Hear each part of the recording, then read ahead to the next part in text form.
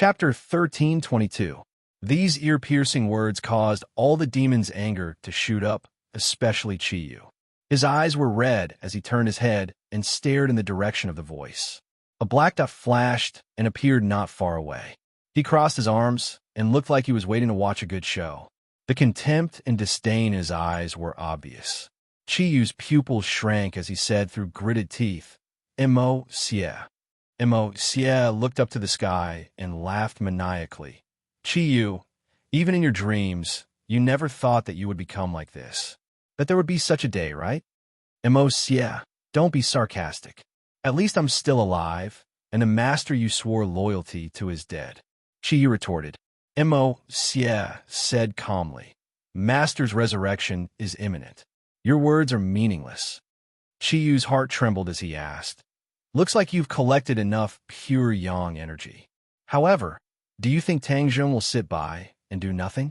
You have to know that Tang Zheng told me that you used the life totem to absorb pure yang energy. It's just that I have more important things to do, so I didn't pay attention to you." Haha, looks like your so-called more important things are to bring the wildlands back to the world, right? Unfortunately, you failed. Mo Xie mocked. Chiyu snorted coldly. "Do you think you can resurrect the Yellow Emperor? I'm not as stupid as you. Tang Zheng ruined my plans every time. Aren't you the same? Wasn't the matter of the Golden Crow's soul and the life totem ruined by Tang Zheng?" Mo Xie didn't fall into the trap and said calmly, "But he didn't completely destroy it and make it impossible to salvage the situation. Right now, the plan is going smoothly. Even Tang Zheng can't ruin it. Seeing how confident you are, then the Yellow Emperor's resurrection is a done deal?" Chiyu asked. Mo Xie smiled. Everything went without saying. Chiyu cursed in his heart, but there was nothing he could do. He didn't know what the other party was planning, so he couldn't do anything about it. When he thought about how the Yellow Emperor would be resurrected and how he would have to face his nemesis again, he found it hard to suppress the anger in his heart. From now on, not only would he have to face Tang Zheng, but he would also have to face the Yellow Emperor. This was equivalent to being attacked from both sides. His situation would be very dangerous. An idea came to him, and he pretended to be kind and said, "Mo Xie, you and I are from the same era. Although we are enemies, we are still acquaintances. There is something I have to remind you of." "Oh, when did you become so kind-hearted?" Mo Xie jokingly said, not believing Chiyu's so-called kindness. "This is just a suggestion from an old acquaintance." Mo Xie raised an eyebrow and said with interest, "Then I'd like to hear what kind of suggestion it is." "Kill Tang Zheng, especially at this time when he has used up a lot of energy. If you kill him, no one will be able to ruin your plans." Chiyu's eyes were filled with killing intent as he spoke. Mo Xie was slightly startled, and then he laughed loudly. "Huh, Chiyu, you really haven't changed. Even at this time, you still want to instigate me to clear the obstacles for you. Do you think you're the only smart person in the world?" Chiyu's motives were seen through, but he didn't panic. He calmly said, "Don't tell me my words don't make sense. Even if the Yellow Emperor is resurrected, Tang Zheng will become his enemy in the future, and he may even become a great threat to him." Mo Xie shook his head. "Although I admit that Tang Zheng isn't normal, I have to say that you think too highly of him. You actually put him on the same level as Master." It was clear that even though Mo Xie believed that Tang Zheng was very powerful and difficult to deal with, and that he might be able to threaten him, he didn't believe that Tang Zheng could threaten the Yellow Emperor. When he heard Chiyu's suggestion, he couldn't help but feel that it was ridiculous. Chiyu shook his head and sighed. "You guys think too highly of yourselves. Even after tens of thousands of years, you guys are still the same. I don't need you to lecture me. You, on the other hand, have repeatedly suffered at the hands of Tang Zheng. This can only mean one thing. You're too weak. Back then, you weren't a match for Master, and now, you're even less of a match for Master. Since that's the case, there's no need to wait for Master to make a move. I'll get rid of you first." Mo Xie's killing intent surged as he finished speaking. Chiyu was suddenly startled. He was actually being looked down upon by the Yellow Emperor's subordinates. This was a great humiliation. It had to be known that back then, he could easily crush Mo Xie. The only one who could contend against him was the Yellow Emperor. This contrast between before and after made Chi Yu's lungs almost explode. Mo, Xia, you dare to clamor in front of me alone? You don't know how to write death. Back then, you survived, but now, you will definitely die. I will burn your bones and scatter your ashes. You will never be able to rise again. You will never have the chance to revive. Saint King, kill him, Chi Yu ordered. Saint King, who had already dispelled the barbaric aura, found an opportunity to vent the anger in his heart. Whoosh! Saint King raised the sky-splitting axe, and a cold light flickered as he aimed it at Mo Xia. Mo Xia was not afraid at all. He sneered and said, Chi Yu, do you really think I'm alone? Chi Yu raised his eyebrows. He had a bad premonition. Sure enough, Mo Xia raised his hand, and there was a ring on his finger. With a flash of light, a black mass of people appeared behind him. Lu Wuxin and Yi Meiyu were among the crowd. In the Battle of the Life Totem, the two of them fled in panic and were injured. Now that their injuries had healed, and their cultivation seemed to have improved a lot, they were in high spirits and full of fighting spirit. Storage ring. Chi Yu's heart trembled as he cried out in shock. You actually have such a storage magic treasure. This was the pain in Chi Yu's heart. Although he had been resurrected for a long time and had the War Soul Sword, he still lacked a high-grade storage magic treasure like Sumeru Tianxia. Mo Xia had actually obtained such a magic treasure first, which meant that he could hide his weapons with him. By himself, he could come and go without a trace. Whether it was a sneak attack or a battle, it would be more unexpected and the power would increase greatly. Mo Xia raised his hand, looked at the ring on his finger, and said with a smile, That's right, a storage ring. He called it the Mi ring. What's so great about a broken ring? Chi Yu pretended to be disdainful. Mo Xia shrugged his shoulders and said, It's not that great, but you don't have it. These words were very despicable, completely poking at Chi Yu's pain, igniting his anger. He roared hysterically, Kill them, kill. Saint King took the lead, leading the exhausted demons, stimulating their remaining fighting strength, and in the blink of an eye, they fought with the Emperor's tribe. Shouts of killing immediately resounded through the sky, and blood dyed half the sky red. Tang Zheng and the others returned to the peak of Mount Tai, but did not discover this desperate battle. Otherwise, he would have definitely joined in. Looking at the desolate peak of Mount Tai, especially the dead and injured comrades on the ground, everyone fell into silence. This battle was the most desperate one in Tang Zheng's history, and the number of casualties was the most. Only now did he realize that he could not truly protect everyone's life. There was a limit to human strength. Although he was full of confidence, there were still things in this world that he could not do. A stifling atmosphere brewed in everyone's hearts. Many people squatted down with red eyes, holding their dead comrades, wiping the blood from their faces, and tears flowed out of their eyes. Who said that men were not easily moved because they had not yet been deeply hurt. This scene was the best proof of that. Although Tang Zheng did not cry, the emotions in his heart were even more painful than tears. He realized that his one word, his one order, could affect many people, even affect their life and death. As the saying went, the more one had, the greater one's responsibility. He deeply understood this point. The dead included not only shamans, but also martial artists, and even a few elites of the Li Palace. Li Xiaodian had temporarily transferred them over. Thus, seeing so many people of different statuses fall together was extremely shocking. What do we do now? Tian Chanzi asked. Tang Zheng's gaze swept over the battlefield bit by bit, as if unwilling to miss a single detail. He wanted to deeply engrave this scene in his mind. No one urged him, only watched him. After this battle, he had already become the core of everyone's attention. Bring back all the sacrificed comrades. We want to properly bury them, so that they can rest in peace in the underworld. Tang Zheng's voice was powerful and resonant, his voice deep. Yes, the reply was similarly complex, deafening. Following that, everyone orderly found the bodies of their comrades, because there were demons among the dead. Many people hugged each other, continuously wrestling and killing each other. In the end, they perished together. Their deaths were extremely tragic. Martial artists were not completely useless. Many martial artists eventually used their lives to exhaust other martial artists to death, or a few martial artists worked together to surround and annihilate other martial artists.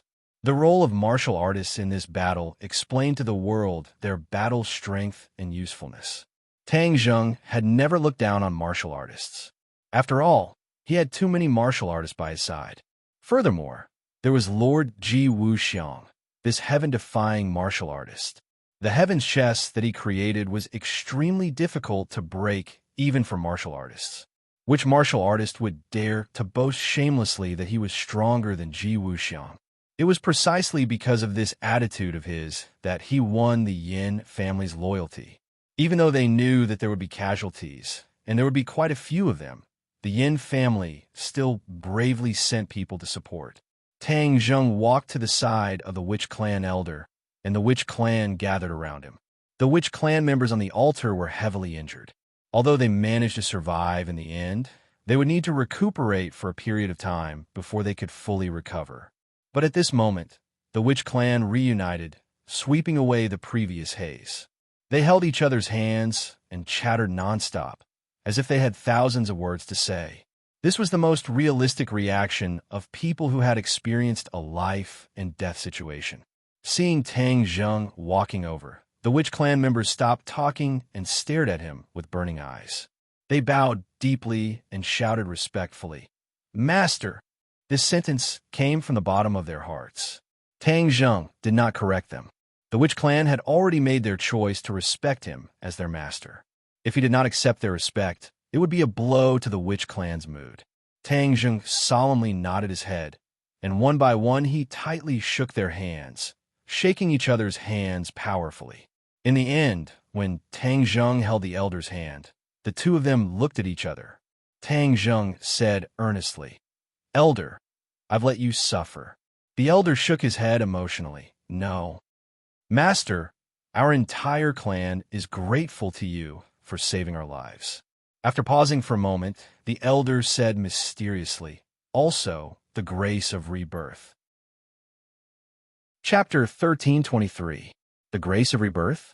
Tang Zheng was completely confused. The elder was very clear about what Tang Zheng was thinking. He smiled mysteriously and explained, "Only now do we understand that there is a savage aura in the blood of the Witch Clan. In the past, these savage auras had always been silent. Now they have been completely activated and have fused with our blood and bodies, completely changing us." Tang Zheng was shocked. "There's actually such a thing?" The elder nodded and sighed.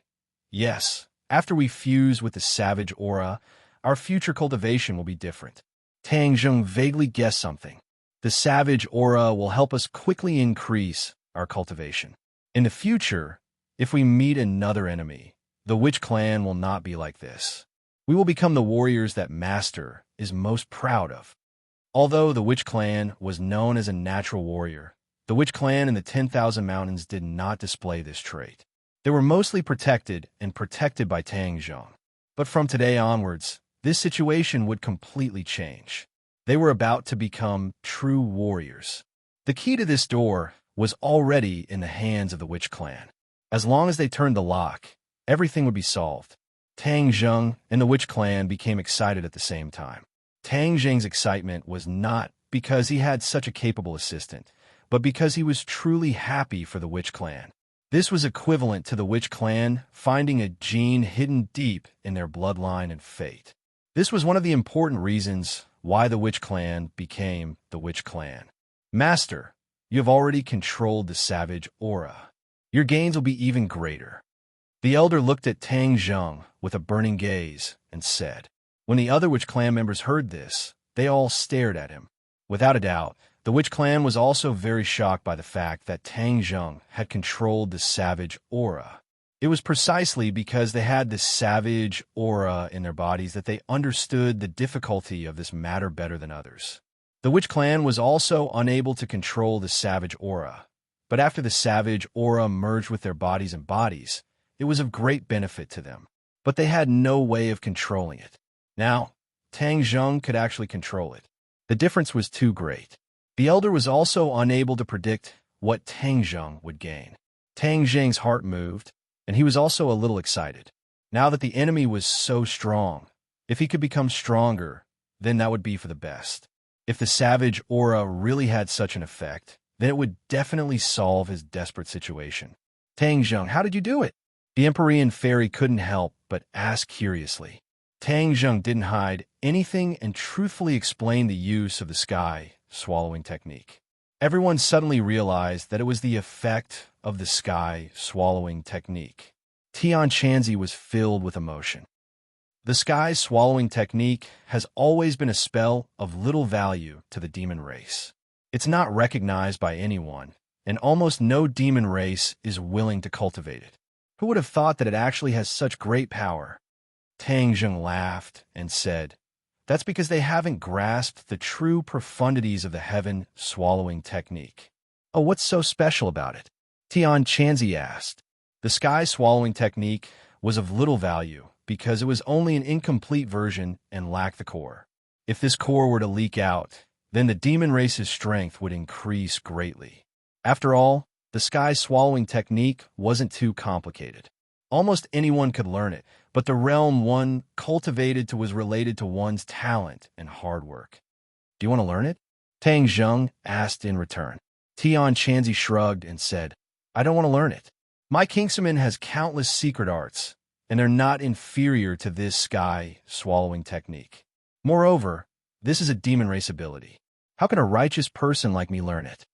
Seeing that Tian Chanzi didn't seem to be joking, it was clear that Tian Chanzi's views weren't too different from 1,000 years ago. They were deeply ingrained. The Empyrean fairy also had no intention of learning the sky swallowing technique. She was the daughter of the Emperor of Heaven and was especially confident in her own abilities. Of course, she wouldn't change her home halfway and cultivate other abilities. The fallen comrades had already been collected and lined up together. It was a ghastly sight. Everyone stood in front of the corpses and bid them farewell. Tang Zheng raised his hand and said, "I'll have to trouble you all to stay in Sumera Heavens for a while. When we return, we'll definitely give you a grand burial and lay you to rest." Sumeru Heavens flashed, and all the corpses were collected into Sumeru Heavens. Only the corpses of the demon race were left on the ground. The demon sect had fled in a panic and didn't have time to collect their own people. The others stared hatefully at the corpses of the demon race. If it weren't for them, their comrades wouldn't have died. They couldn't wait to turn these demons into ashes. "Everyone stand still, don't move." Suddenly, an angry roar came from the foot of the mountain. With a few swoosh sounds, a group of people soared into the sky and flew to the peak of Mount Tai. Swoosh, swoosh. Everyone immediately focused on this group of uninvited guests. They were all unfamiliar faces and couldn't recognize who they were. Each and every one of them had a stiff face like a block of wood. Even their eyes were somewhat dull. "Who are you people?"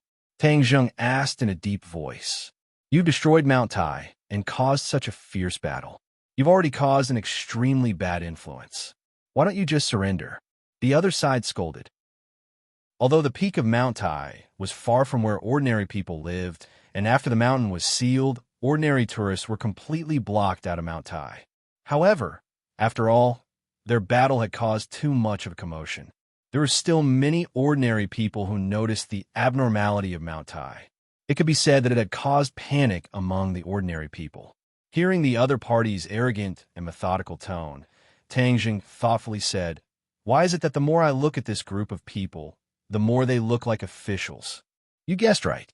Your actions have seriously threatened the security of the country. Therefore, surrender and accept the punishment." The other side said firmly, not hiding their identity. Seeing the other side admit it so openly, Tang Zheng and the others were stunned. When did the officials become so unyielding?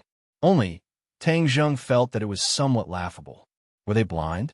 Since they had seen the battle, did they still think that they were a match for Tang Zheng and the others? Or were they trying to take advantage of the situation? Taking advantage of the fact that they had lost a lot of energy after the battle to catch them off guard? Tang Zheng said in his heart. If they really thought that way, then they had made a mistake. The others were immersed in the pain of losing their comrades. Seeing this group of aggressive people, they all stared at them with unfriendly eyes. If there was a disagreement, a fight would break out. Tang Zheng also didn't want to be entangled with them. Moreover, the officials were divided into several factions, and he still didn't know who they were. Thus, Tang Zheng waved his hand and said, "You guys should leave. If there's anything, let the person in charge come and talk." "I'm the person in charge," the person said sternly. Tang Zheng frowned and stared at him. After examining him, he indeed hadn't seen this person before and asked, "Who's your superior?" "You don't have the right to ask." The other person coldly refused. Tang Zheng shivered. The other person's attitude was out of his expectations. He turned his head and glanced at Li Xiaotian.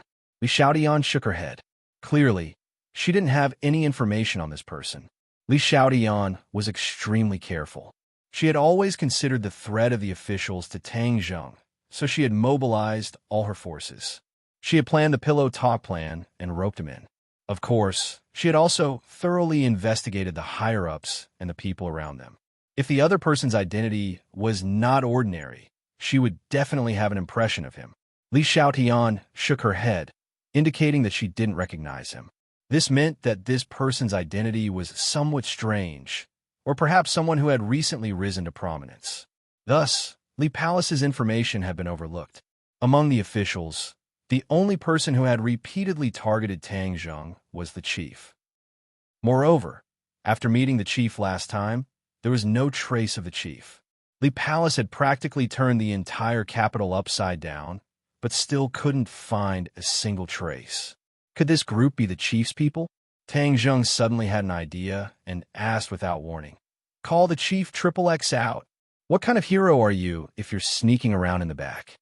How dare you call Master by his name?" The other person's expression suddenly changed, and she sternly reprimanded. "Master?" Tang Zheng was shocked, and his eyes widened. When did the chief allow others to call him master? This was too strange.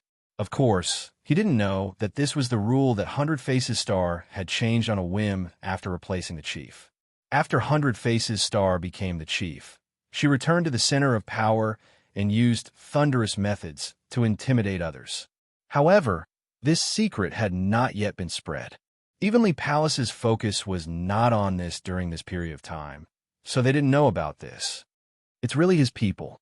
Tang Zheng's gaze was like lightning as he stared at this group of people. He's really persistent. He didn't look for him, but he came looking for me. This time he can forget about escaping. I'll follow the vine to the melon and find him. Tang Zheng had already made up his mind to kill.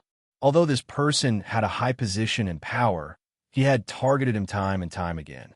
The most important thing was that this person was too selfish and was not wholeheartedly devoted to the public. "If we don't surrender, then what do you want? And how did the chief order you to deal with us?" Tang Zheng asked provocatively. "Kill without mercy," the other party said resolutely and with a murderous aura. "What?" The crowd was so excited that they actually dared to give the order to kill without mercy. That was because they did not put them in their eyes at all. Yin Patian had always held an extremely high position in the secular world, and was also good at weighing the pros and cons of all parties. Actually, he did not want to directly clash with the chief, but after hearing this order, his white eyebrows twitched, and he said angrily, "After killing you bunch of shrimp soldiers and crab generals, let's see what he dares to do to us." As he spoke, he looked towards Tang Zheng. Tang Zheng did not hesitate either. He nodded with a gloomy face, and with a tap of his foot, he took the lead and rushed out. "Then I'll kill you first." Tang Zheng's voice was filled with killing intent, instantly arousing the killing intent in the hearts of the others. One by one, they shouted and rushed towards the enemy. The number of enemies was even greater than theirs. It was a black mass. Other than the leader, the others kept their mouths shut, giving off a strong sense of oppression. Seeing the enemy charging over, the leader roared and stomped on the ground with his heel. Kacha! A huge crack appeared on the hard rock. Chapter 1324. The leader spun at high speed, and a spark suddenly shot up. Then, he turned into a flaming man. The bright red flames dyed the surroundings a fiery red, and a heat wave assaulted his face. This was a spinning fire top. Before it even reached him, he could clearly feel the threat. Tang Zheng was surprised. This person's ability was even stronger than the heavenly kings of the dragon group, especially that Fire King, who seemed to have the same ability as this person. The chief has taken over the people and businesses of the dragon group. This person must be the upgraded product of the Fire King. Back then, the Fire King was already not his match, let alone now.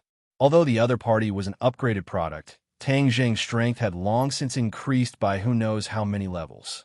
As a result, he struck out with his palm. Boom! The savage aura was released.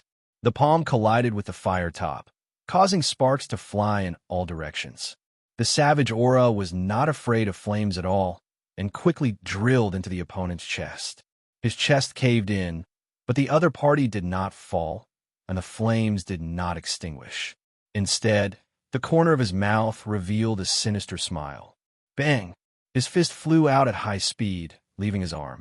Like a cannonball, it fiercely struck Tang Zheng's chest. The two of them retreated at the same time. The flames on the fist quickly jumped towards Tang Zheng's body, trying to ignite him. Tang Zheng's chest did not cave in. The Chaotic Vajra spell blocked the fierce attack, but the Chaotic Vajra spell was unable to block the corrosion of the flames. You're still too inexperienced to play with fire with me. With a thought, a burst of true fire jumped out from Tang Zheng's body, and the flames immediately wrapped around the other party's flames, completely refining them. After the fist struck Tang Zheng, it quickly flew back. Just as Tang Zheng extinguished the flames, the fist flew back to the leader's arm, as good as new. Tang Zheng's pupils constricted as he stared at the scene. After a while, he shouted as if he had just woken up from a dream. You are no longer human. The leader also stabilized his body, the flames on his body still burning fiercely. He lowered his head and looked at his chest. The huge pit that had sunken made him look somewhat miserable, but his movements were not affected by it. It was even more impossible for him to be scared off. Just as Tang Zheng had guessed, he was not a life form, but a mechanical warrior. His outer appearance was just a layer of silicone, disguising himself as a human. The mechanical warriors have been upgraded to such an extent. This is truly an eye-opener.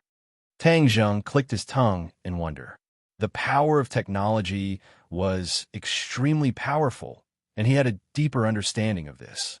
But you're still too weak, Tang Zheng said disdainfully. The wild aura has entered your body. Let's see how long you can last. However, the leader acted as if he hadn't heard anything. He wasn't worried about that nuisance of a barbaric aura at all. Moreover, he was still standing there safe and sound. Tang Zheng's pupils shrank. He had a bad premonition. The barbaric aura would cause people to tremble at the sound of it and avoid it like the plague. However, it did not seem to have any effect on these mechanical warriors. At least, that was the result for now. Tang Zheng turned pale with fright.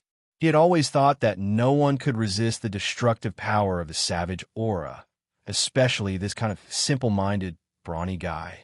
But the final result showed that he was very wrong. He racked his brains and finally figured out the reason.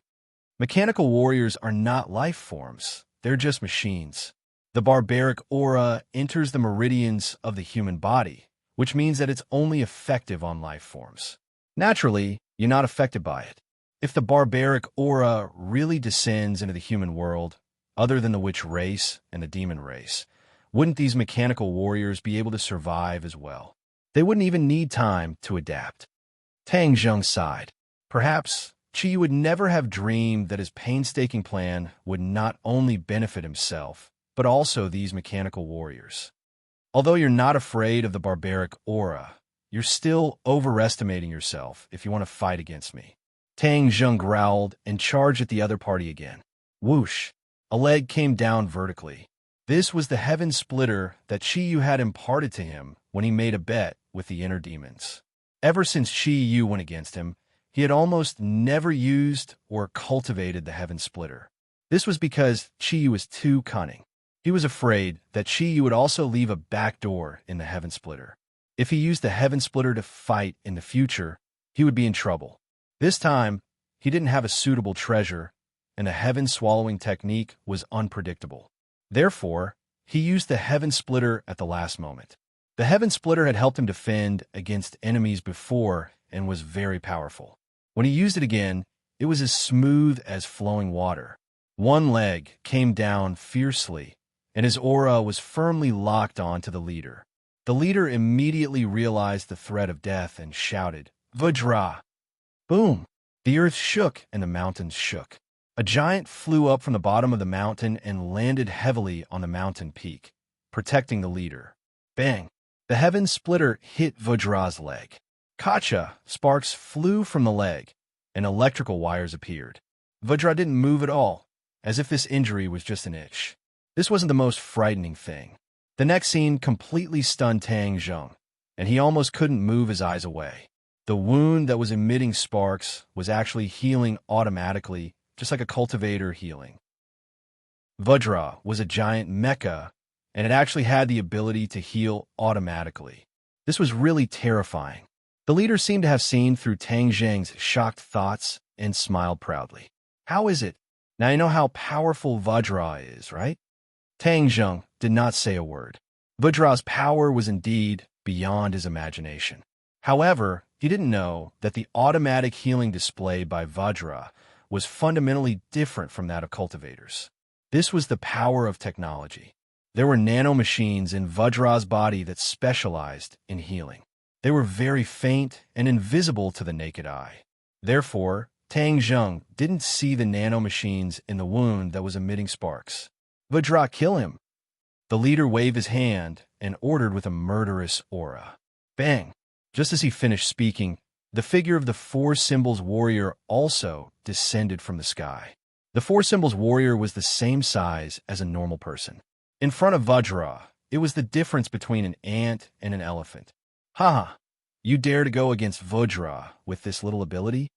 The leader laughed in disdain. Tang Zheng's face was fierce as he ordered, "For Symbols Warrior, help me dismantle it." The Four Symbols Warrior didn't say a word and charged toward Vajra. With every step it took, its body became much taller and bigger. Bang, bang, bang. Each of its footsteps was like a heavy drum, beating on one's soul. The Four Symbols Warrior became bigger and bigger. The bureau chief was dumbfounded. This was his first time seeing the Four Symbols Warrior, and he couldn't help but be deeply shocked. When the Four Symbols Warrior arrived in front of Vajra, it also became a huge monster that was almost the same size as the Mecha Warriors. Vajra wasn't afraid and waved its huge fist to meet the Four Symbols Warrior. Bang, bang, bang. They went back and forth, and their fists hit each other again and again. The Four Symbols Warrior wasn't injured at all, but after Vajra took a few punches, its body had a few more wounds. It didn't have an invulnerable body like the Four Symbols Warrior, but it had nanomachines, so its wounds were healing bit by bit. The two huge monsters made the battlefield a mess, and the corpses of the demons were almost trampled into the ground by them. Bang! The two fought to the edge of the cliff, but they still didn't retreat. After their fists hit each other, they fell from the cliff at the same time. Tang Zheng was shocked and rushed to the edge of the cliff. He realized that the two were falling very fast, and in the blink of an eye, they passed through the clouds halfway up the mountain. Boom! A loud sound came from the bottom of the mountain, and Mount Tai seemed to shake a little. Rocks rolled down and rumbled as they fell again. Tang Zheng was shocked. Why was there only one falling sound? Was it the Four Symbols Warrior or Vajra? Haha, your thing is already smashed into pieces. The leader laughed maniacally. Tang Zheng focused, as if wanting to see through the clouds and see what was happening below. Rumble. A deafening sound came from below the clouds. Tang Zheng's eyes widened as he saw a huge monster flying up from below the clouds. Vajra! Tang Zheng exclaimed. Both of Vajra's feet were spurting flames, allowing it to fly freely. Obviously, the loud crash was made by the Four Symbols Warrior. Could it be that the Four Symbols Warrior is injured? The mountain was so high that his firm belief in the Four Symbols Warrior couldn't help but waver. No, it's definitely fine. Back in the world of spirits and souls, It was fine even after falling into such a dangerous river. How could it be fine after falling from a mountain? Moreover, it has broken its seal and is even more powerful than before. The leader didn't know this and taunted without restraint. He and Vajra attacked from the front and back, glaring at Tang Zheng.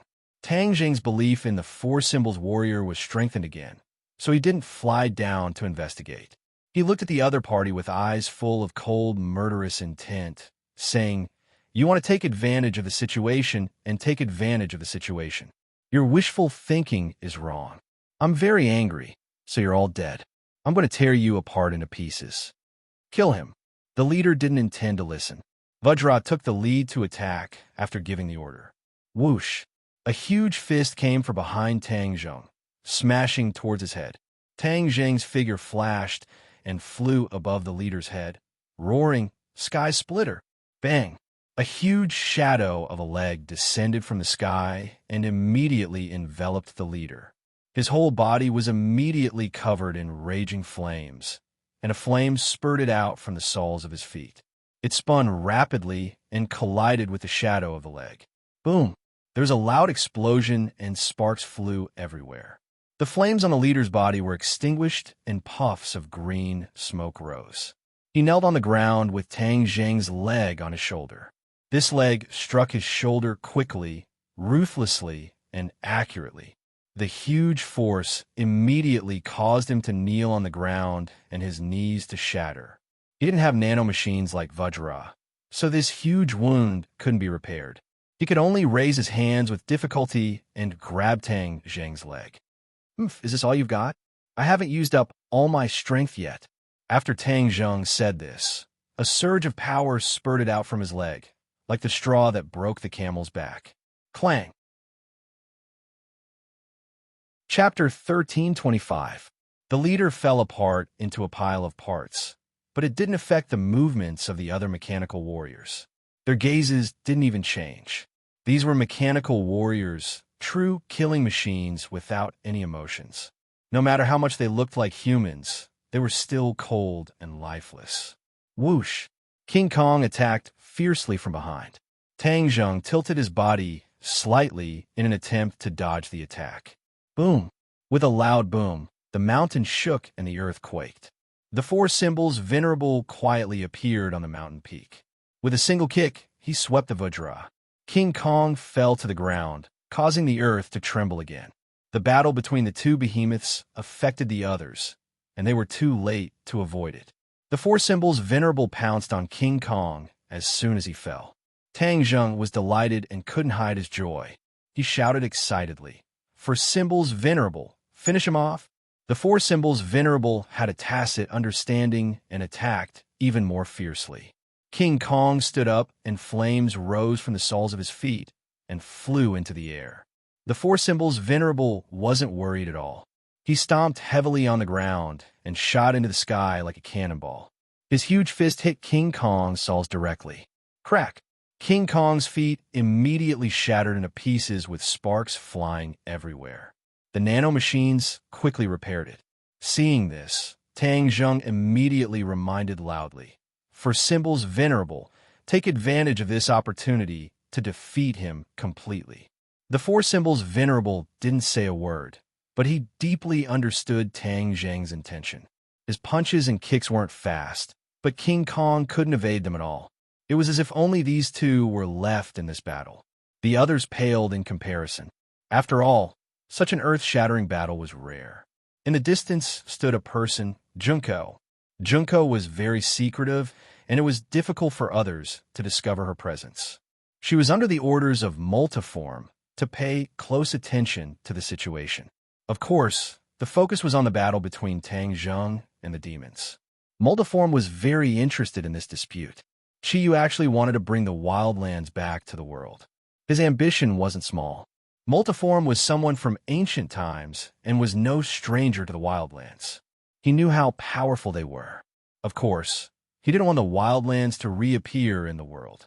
After all, his desire for power had already sprouted, and he wouldn't allow anything to happen from his hands. The reappearance of the wildlands meant that Chiyu would rule the world, and there would be no place for him to play. Therefore, he had the same request as Tang Zheng. Both of them did not want the wildlands to reappear in the world. However, in order to preserve his strength, he did not want to act rashly. Therefore, he had been ordering Junko to sit on the mountain and watch the tigers fight, so that he could reap the benefits. His wishful thinking was very good, and he even succeeded. Qiyu and Tang Zheng were both injured. However, the 100-change Star Sovereign did not expect that the great Qiyu would be chased and beaten by Tang Zheng. This was too humiliating. As someone from the ancient past, he also blushed with shame and criticized Qiyu. However, he did not hesitate for long and made a decision. In the end, his eyes locked on Tang Zheng. After all, Tang Zheng was a rising star. The impression he gave the 100-change Star Sovereign was far less than Qiyu. Qiyu made the 100-change Star Sovereign fearful. Even if Qiyu looked injured, who knew if he was deliberately mystifying? Therefore, the 100-change Star Sovereign made a decision almost without hesitation. Tang Zheng had ruined his plans time and time again. The 100-change Star Sovereign naturally wanted to get rid of this stumbling block, especially when this was a once-in-a-lifetime opportunity. Now, the 100-change Star Sovereign had just succeeded in seizing power. Countless eyes were watching him, and he could not leave the capital. Otherwise, he would definitely come personally and catch Tang Zheng off guard. He couldn't do it himself, so he sent his most trusted Junko to lead the mechanical warriors and King Kong. He took them from the previous leader. He did not feel sorry for them and directly sent them to fight, hoping to win in one battle. Junko looked at the battle on the peak of Mount Tai from afar. Her eyes were wide open, and her delicate face was full of killing intent. She originally thought that picking up scraps would be an easy task. After all, the battle between Tang Zheng and the Demon Clan was so fierce, and the consumption and damage were great. She had seen the strength of the mechanical warriors and King Kong, so she was very confident. However, she did not expect that although this team suffered heavy losses, their will to fight was as strong as the sun in the sky. Especially when they saw their comrades who had sacrificed themselves, their hearts were filled with anger. The Nephilim had escaped, and they had nowhere to vent their anger. The appearance of the mechanical warriors and King Kong gave them a chance to vent. Of course, they would not miss this good opportunity. Therefore, the battle was particularly fierce. These lifeless mechanical warriors did not gain any advantage. The mechanical warriors were not to be trifled with. They also killed their opponents. Fresh blood stimulated their nerves again. Suddenly, the battle became more intense. Junko saw this scene and understood that the 100-change Star Sovereign's plan had failed. Tang Zheng was not so easy to deal with. He recorded this battle from afar and sent it back to the capital. The 100-change Star Sovereign was watching closely. When he saw the situation of the battle, he was flustered and exasperated and flew into a rage. He already knew that his wishful thinking was wrong. Tang Zheng was not a soft persimmon. He could not need him. His eyes flashed, and he said to himself hatefully, "Tang Zheng, you changed so quickly. I really underestimated you. If I can't kill you this time, you will definitely become a big problem for me in the future. The Li Palace is your left arm and right arm. I recently found that there are many people in the center of power in the Li Palace. I will get rid of them now, so that the Li Palace can no longer infiltrate my territory." As the 100-change Star Sovereign spoke, an unfathomable smile appeared at the corner of his mouth. Tang Zheng and Li Xiaotian did not expect that the spies they had buried so deeply were still discovered by the 100-change Star Sovereign and wanted to kill them. The 100-change Star Sovereign was indeed different. He was very different from the other people in the hierarchy of power. He was swift and decisive and did things his own way. It was precisely this kind of personality that attracted a group of people. These people were a group of people at the top of the hierarchy of power. Because of them, the 100-change Star Sovereign was able to control the top of the hierarchy so quickly. The purge operation begins. The 100-change Star Sovereign secretly gritted his teeth and immediately made a call. A series of operations began quietly. The people involved had no idea that a disaster was about to befall them. Junko come back. Although the 100 Change Star Sovereign was unwilling, he had no choice but to give the order. Junko gritted her teeth and stared deeply at the battlefield. She resolutely turned around and disappeared without looking back. As for the mechanical warriors and King Kong at the top of Mount Tai, she did not look at them again. Those were products that could be mass-produced. What did it matter if they were dead or alive? Anyway, they could be produced again. If she could kill more of Tang Zheng's forces, wouldn't that be a wonderful thing? Tang Zheng did not know that Junko had secretly escaped. His attention was focused on the battle between King Kong and the Four Symbols Venerable. The Four Symbols Venerable fully unleashed his combat strength. King Kong's defeat was gradually becoming apparent. With only one leg left, it was difficult for him to survive alone. Although he had nanomachines to repair his wounds, the Four Symbols Venerable's attacks were too fierce. The nanomachines could not be repaired in time and were heavily injured by the Four Symbols Venerable again and again. Under such circumstances, there was not much suspense in the battle. The Four Symbols Venerable once again delivered a fatal blow. Using both his hands and feet, a terrifying force struck King Kong. With a boom, half of King Kong's body was shattered from his shoulder to his waist. King Kong staggered and quickly retreated. He only had one leg and one arm left. Without needing Tang Zheng's order, the Four Symbols Venerable immediately followed up with a kick to King Kong's head. Crack! Sparks flew in all directions as King Kong's head flew off. With a whoosh, it flew down the cliff. The headless half of its body swayed. Finally, with a boom, it fell to the ground. After trembling a few times, the nanomachines that could not be seen with the naked eye completely ceased their activities. Without a head, King Kong was as good as dead. The nanomachines were of the same origin as King Kong.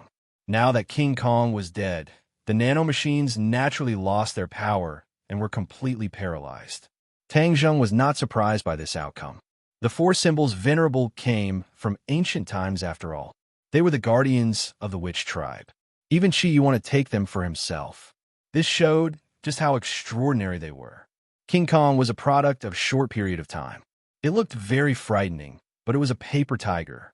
When faced with a real tiger, the paper tiger would naturally be defeated.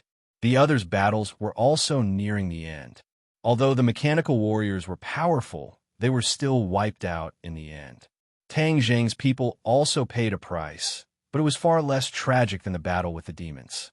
After the last mechanical warrior fell, the crowd let out a deafening cheer. The suppressed killing intent was released and relieved to a certain extent. After everyone finished cleaning up the battlefield, they gathered together. They looked at each other and fell into silence again. This sudden attack caused everyone to be somewhat puzzled, especially when they knew that all of this came from the chief. Yin Patian changed his previous attitude and took the lead to break the silence, saying, "Chief is so vicious and merciless. He has already completely stood on the opposite side of us. So, we absolutely cannot be lenient." After all, Yin Patian was not as unafraid of authority as Cultivators. He was a person who had been in the secular world for his entire life, and some of his views were deeply rooted, such as his relationship with the authorities. Unless he had no other choice, he definitely did not want to shed all pretense of cordiality. But this time, he actually took the initiative to say these words. That meant that he had changed his mentality and mind, or perhaps he had also become as lawless as Tang Zheng and the others. Empyrean Fairy snorted disdainfully and said, "Qin Shi Huang is nothing, let alone this person." As always, she showed contempt for power and disdain for the chief. Tang Zheng's face was gloomy as he looked at the messy battlefield. His tone became deep as he said, "Even if you have to dig 3 feet into the ground, you have to find him for me." Everyone's minds shook as they understood that Tang Zheng had completely set his mind on killing. This meant that he had completely broken off from the power, and their relationship would deteriorate. Li Xiaotian did not object, but he had already made up his mind. After returning, he would definitely use all of Li Palace's power to minimize the impact of all of this as much as possible. It was not to the extent where Tang Zheng would truly be at odds with the power level, where he would strive for the support of more people and only burn the flames of war towards the chief. "Let's go home." Tang Zheng did not say much. He waved his hand and returned to the capital. He did not know that a fierce battle was unfolding between the Demon Clan and the former subordinates of the Yellow Emperor, just like the continuation of the Battle of Zhuolu tens of thousands of years ago. Chapter 13:26. The Demon Clan was exhausted. Countless of their comrades had died. They were fighting against the former subordinates of the Yellow Emperor with exhausted bodies. The fighting strength of the former subordinates of the Yellow Emperor was almost off the charts, killing the Demon Clan to the point that they were in a panic, killing Qi Yu and Saint King to the point of wanting to die. This was simply a disgrace to the Demon Clan, a disgrace to Qi Yu. Back then, when Qi Yu faced the Yellow Emperor, he was not so passive and in such a sorry state. Today, facing the general under the Yellow Emperor, this was actually the result.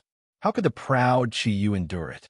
In order to protect Qi Yu, Saint King had a large portion of his fighting strength restrained and was unable to unleash his full strength. Compared to the former subordinates of the Yellow Emperor, the other Demon Clan-s were much stronger. Yi Meiyu's traceless dream displayed its might, causing many Demon Clan-s to fall into a dream and then killed them one by one. Many of these Demon Clan-s had higher cultivation than her, but unfortunately, the traceless dream was too strange, causing them to be unable to guard against it. Even after that, they thought of ways to guard against it, but they did not succeed completely. After all, they were not like Tang Zheng, who had another soul living in his body that could be awakened at the crucial moment. The reason why it was difficult to find a successor for the traceless dream was because this divine ability was too heaven-defying, to the point that the requirements for the successor were extremely harsh. It was simply abnormal. Yi Meiyu's talent was extraordinary, and she actually met this condition, which was why she had her current achievements. Seeing the Demon Clan-s die under her hands, Yi Meiyu's face glowed with pride. However, she knew that if not for her ruthlessness and killing her master at the crucial moment, she would definitely not have her current position in the former subordinates of the Yellow Emperor. She might just be the disciple of the Nightmare Lord, and could not be the head of the family. Therefore, she was very glad that she made the choice back then. Killing the Nightmare Lord was the wisest decision. As for whether this matter would be exposed, she was not worried at all. Tang Zheng had already revealed this matter to the former subordinates of the Yellow Emperor, but no one believed him. Perhaps, even if someone was suspicious, they wouldn't dare to do anything to her without real evidence. After all, her role in the Yellow Emperor's former subordinates was becoming more and more prominent, and her position was also getting higher and higher. The Yellow Emperor's former subordinates couldn't bear to lose her, the only person who could use the traceless dream spell after losing Nightmare Lord. No matter what the former subordinates of the Yellow Emperor did, they could only endure without any clear evidence. Yi Meiyu was not an idiot, so she thought everything through clearly. She was fearless, so when facing Lu Wuxin, she was no longer as cautious as before. Lu Wuxin had suffered a huge loss at the hands of Tang Zheng, and the Heartless Willow was also destroyed. Her fighting strength was greatly reduced, so Yi Meiyu was naturally no longer afraid of her. Therefore, among the former subordinates of the Yellow Emperor, the only person Yi Meiyu feared was Mo Xie. Mo Xie was unfathomable, so she did not dare to act rashly. Yi Meiyu killed a few more devils and looked at Lu Wuxin. As if their hearts were connected, Lu Wuxin also turned his head to look at her. When their eyes met, Yi Meiyu did not hide her pride at all. It was obvious that she was provoking him. When Lu Wuxin saw this, he hated her from the bottom of his heart. He secretly regretted not seeing that Yi Meiyu was such a person. But it was too late now. Ever since Yi Meiyu's comprehension of the traceless dream spell had risen to another level, her cultivation had leaped by leaps and bounds. Lu Wuxin had been challenged by Yi Meiyu everywhere. Her reputation as the strongest female general in the Yellow Emperor's former subordinates seemed to be in danger. If she had not recovered her former strength when a Yellow Emperor was revived, and Yi Meiyu became more and more powerful. Then Yi Meiyu would very likely soar into the sky and take her place. This would definitely be a great disaster for Lu Wuxin. Although Mo Xie and Lu Wuxin were old acquaintances and comrades, he did not favor Lu Wuxin. In the ancient era, people respected the strong, and Mo Xie was no exception. He was a swordsman, and his pursuit of power was even more persistent. Seeing Yi Meiyu soar into the sky, he could not help but have a whole new level of respect for her. Lu Wuxin's name was Wuxin, but he was not really a heartless person, so he was very clear about Mo Xie's temper and did not complain to him and ask for help. If she really did that, Mo Xie would look down on her even more, and her position in his heart would be even lower, which would benefit Yi Meiyu for nothing. Mo Xie's Ganjiang sword thrusted out a few times, heading straight for Qiyu. He had already attacked Qiyu time and time again. In fact, he knew that he could not kill Qiyu, but he did not stop, because this could completely restrain Saint King's power. Saint King's cultivation was slightly higher than Mo Xie's. Mo Xie had gone through a lot of trouble to recover to the first stage of the Mahayana realm, and was not a match for Saint King at all. Therefore, he had no choice but to find another way to target Qiyu. The effect was amazing. Saint King was furious, but he could not do anything to Mo Xie. He could not abandon Qiyu and chase after Mo Xie. So Mo Xie used guerrilla warfare to distract him, causing him to almost collapse. Mo Xie, if you have the ability to fight me head-on, what kind of man are you? Saint King flew into a rage. Mo Xie was unmoved. No matter how unpleasant Saint King's words were, he would not be angry.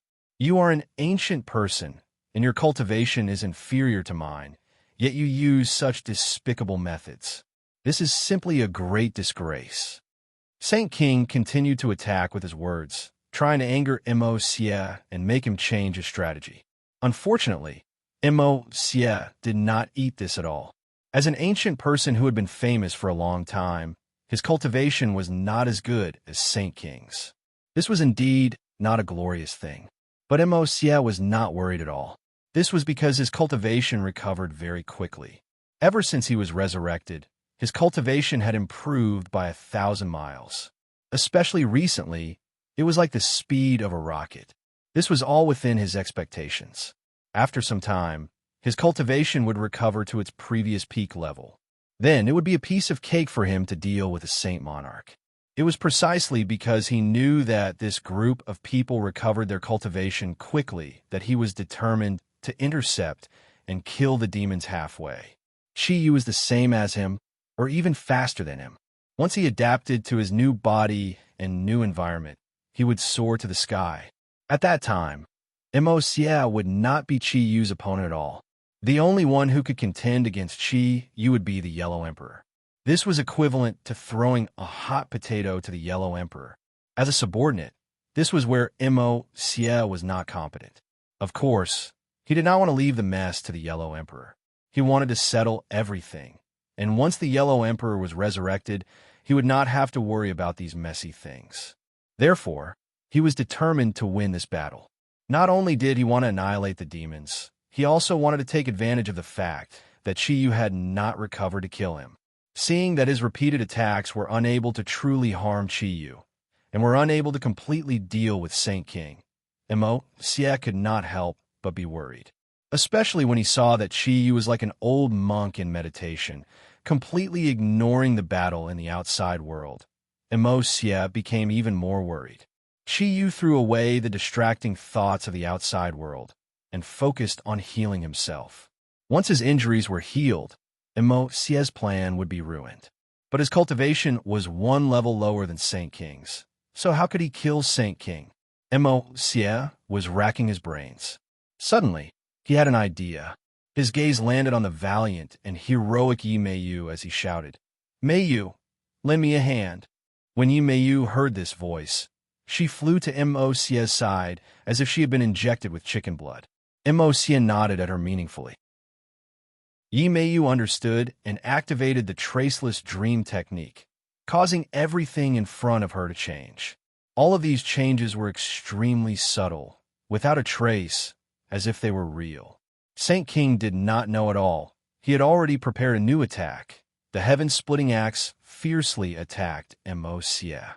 They were cultivators, and their attacks did not have to be close. Therefore, even if they were far away, their attacks could still be fatal. Saint King was also flustered and exasperated. This attack had been brewing for a long time, and was extremely powerful. The heaven-splitting axe streaked across the sky and enveloped Emocia. Emocia raised his sword and tried to block it. A mantis trying to stop a chariot. Saint King said disdainfully. Just as the heaven-splitting axe was about to hit Emocia, a loud shout exploded in Saint King's ears. "Stop!" Unknowingly, Chiyu stood up and stared at Saint King with vigor. That loud shout came from Chiyu's mouth. Saint King was overjoyed. Looking at Chiyu's aura, it was obvious that he had completely recovered. He immediately stopped the heaven-splitting axe in midair and cheered. "Ancestor, you have finished healing. Congratulations. Your subordinate is useless. I was unable to defeat these despicable Yellow Emperor's old subordinates." Chiyu's expression was unsettled, and said disdainfully, "These Yellow Emperor's old subordinates are truly despicable. Now we're going to kill them all." Saint King beamed with joy and nodded his head in agreement. "Ancestor, you are right. In front of you, they're nothing but clay chickens and pottery dogs, unable to withstand a single blow." Saint King was only focused on complimenting Chiyu, and did not notice that the corner of Emocia's mouth curved into an unfathomable cold smile. "Chiyu, Saint King, who do you think you are, daring to challenge me? Now I will kill you and throw away your helmet and armor." Emocia suddenly opened his mouth, spouting nonsense. Saint King and Chiyu flew into a rage and attacked him at the same time. Saint King could not wait any longer and rushed out first, roaring in exasperation. "You dare to be rude to Ancestor. Ancestor does not need to do anything. I can also kill you." Whoosh! Saint King's heaven-splitting axe immediately arrived above Emocia's head. He looked down from above, and with the heaven-splitting axe in his hand, he really had the aura of splitting heaven and earth. Emocia raised his sword, and just like before, he tried to block. Chiyu followed closely behind Saint King, and was only a step away. Suddenly, Chiyu made his move, and a cold light appeared in his hand. The cold light flew straight out, but it did not shoot towards Emocia, and with a poof, it sank into Saint King's back. Ah! Saint King was ambushed, and let out a heart-wrenching scream. He turned around abruptly, but saw an unexpected face. Chiyu. It was actually Chiyu who attacked from behind, and gave him a fatal blow. That cold light had already penetrated his body, and injured his lungs. Saint King stared at Chiyu with mixed feelings, and asked, "Ancestor, what are you doing? Why are you doing this?" "Because you deserve to die." Chiyu suddenly sneered, and said murderously. Saint King's pupils shrank, and he stared straight at Chiyu, and shouted, "No, you are not Ancestor. You are not." Poof. Chapter 13:27. The Ganjiang sword pierced through Saint King's chest. Emocia held the sword with both hands and smiled. Saint King's heart was pierced through and shattered by the powerful sword intent. However, Saint King was not dead yet. Instead, he turned his head and looked at Emocia, who was right in front of him, then looked at Chiyu and said in despair, "What is going on?" Chiyu suddenly opened his mouth and said disdainfully, "Haven't you heard of the Heart's Dream Traceless spell?" Heart's Dream Traceless? Saint King was at a loss. Nightmare had died a long time ago, so his divine ability had not been passed down. Of course, the demons did not know about a divine ability from tens of thousands of years ago. Saint King's attention was focused on Chiyu when Yimeyu used the Heart's Dream to kill the other opponents, so he did not notice any clues. In the end, he was finally tricked by Yimeyu. "Who the hell are you?" Saint King's mouth was already bleeding as he glared at Chiyu and asked. "Of course I'm Yimeyu." As if his vision blurred, Chiyu changed his appearance and became Yimeyu. Saint King's pupils constricted as he shouted hysterically, "You actually deceived my eyes." After Mo Xie absorbed Saint King's attention, Yimeyu took advantage of the Saint King's unpreparedness and used the heart's dream traceless spell without a trace. Finally, she silently lured the Saint King into the dream. This time, it was very different from before. In the past, in the dreams that Yimeyu created, she was the only living being. No matter how many people or things there were, they were all illusions. This time, it was completely different. The Mo Xie in the dream was real. This was the change brought about by Yimeyu's cultivation and attainments. He could let others enter the dream she created and become her assistant to help her defeat her enemies. The two of them worked together perfectly and successfully killed Saint King. Chi had been healing with his eyes closed. His eyelids only twitched slightly, but he did not say anything to stop them. Because he had already reached the most critical moment of healing, he simply could not be distracted. There was nothing he could do about the death of Saint King. He felt that it was a great pity. After all, Saint King was a powerful assistant. It was a great loss for him to fall into the hands of the enemy. This thought flashed through Chi Yu's mind, but did not leave too deep of a shadow in his heart. Then, he put all his effort into healing his injuries. He knew that without Saint King's protection, Mo Xie would definitely not let him go. In the face of death, his potential was completely stimulated, and his injuries healed very quickly. The life force in Saint King's eyes was rapidly depleting.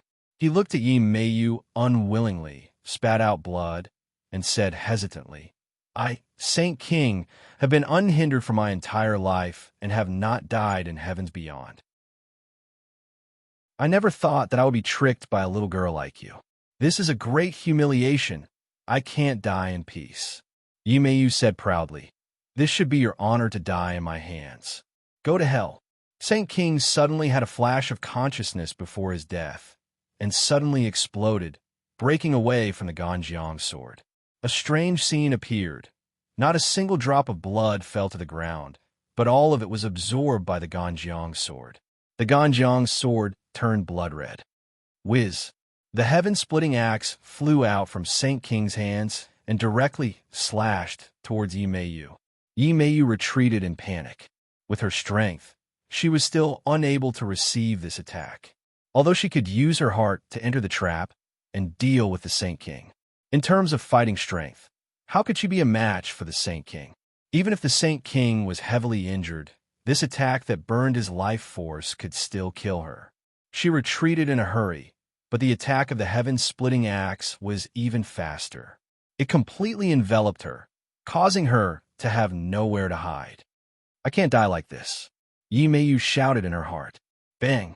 The heaven-splitting axe stopped, blocked by the Ganjiang sword. At the critical moment, Mo Xie saved Yimeyu's life. When Lu Wuxin saw this scene, he wanted to stomp his feet. He thought to himself, how could this woman be so lucky for Mo Xie to protect her like this? If this axe had struck, then Yimeyu would have died without a doubt, helping him vent his anger. After surviving a calamity, Yimeyu patted her chest lightly, her breasts surging as she looked at Mo Xie with her beautiful eyes. Mo Xie looked straight ahead, looking at the dying Saint King, and said, "Go. Your life has come to an end." With that, he slapped Saint King's chest. Saint King's entire body trembled. His chest quickly caved in, as though a pit had appeared on the ground. With a puff, he spat out another mouthful of blood. Saint King's eyes bulged out. His life force quickly burned out in a few seconds, until it dried up, and he fell limply to the ground. Saint King was dead. The demons cried out in alarm, like a clap of thunder, causing everyone's ears to buzz. The demons stared blankly at Saint King, who had fallen to the ground. That was once their leader, who led them to avoid the pursuit of the natives of the sky beyond heaven, and even said that he would bring them back to do something big and rule the entire world. Who would have thought that before this grand blueprint could be implemented, Saint King would fall?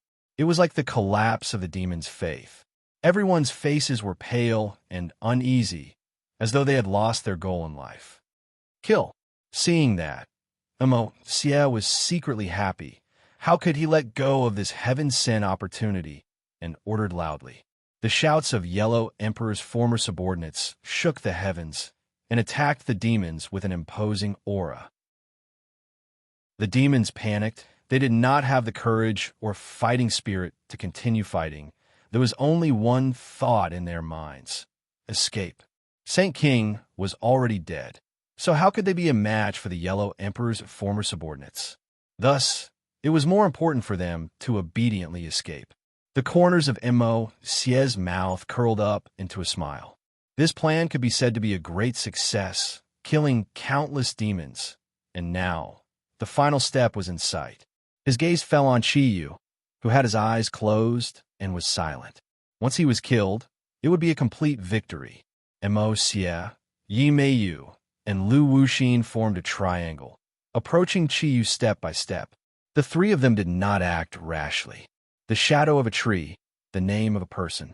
Qiyu's name was too frightening, and they did not dare to lower their guard.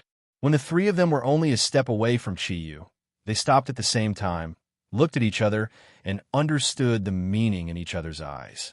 Mo Xie nodded heavily, indicating that everyone should act together. Shua.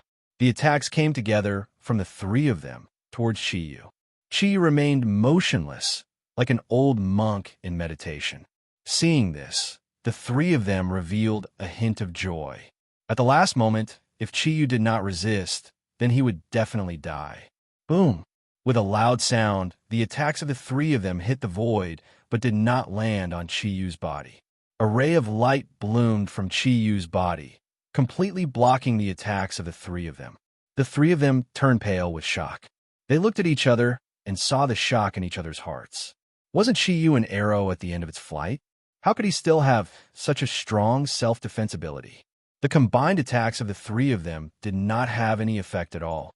Mo Xie's mind raced, and he immediately determined the pros and cons. He immediately shouted, "Don't give up, continue to attack. We must kill him." Mo Xie had no way out. If they let Qiyu go this time, they would definitely be annihilated. After all, Saint King had died in their hands. Moreover, the strength displayed by the former subordinates of the Yellow Emperor must have left a deep impression on Qiyu. How could Qiyu let go of such a powerful enemy, an old enemy of tens of thousands of years? Either you die, or I die. This was the current situation between them. Kill! Mo Xie growled. The Ganjiang sword released a dazzling light. The sword spirit caused the war soul sword to tremble nonstop, buzzing as if it was cheering. Ganjiang sword, you and I will fight side by side again. We must kill Qiyu. Mo Xie secretly said to himself. Shua. The sword light rose, like a waterfall shooting out from the Ganjiang sword, piercing towards Qiyu. At the same time, Lu Wuxin also shook his magic treasure. It was a long whip. Although it was not as powerful as the previous Heartless Willow, he had already adapted to it. Therefore, the long whip was like an extension of Lu Wuxin's arm. As if it was controlled by his arm, it fiercely attacked Qiyu.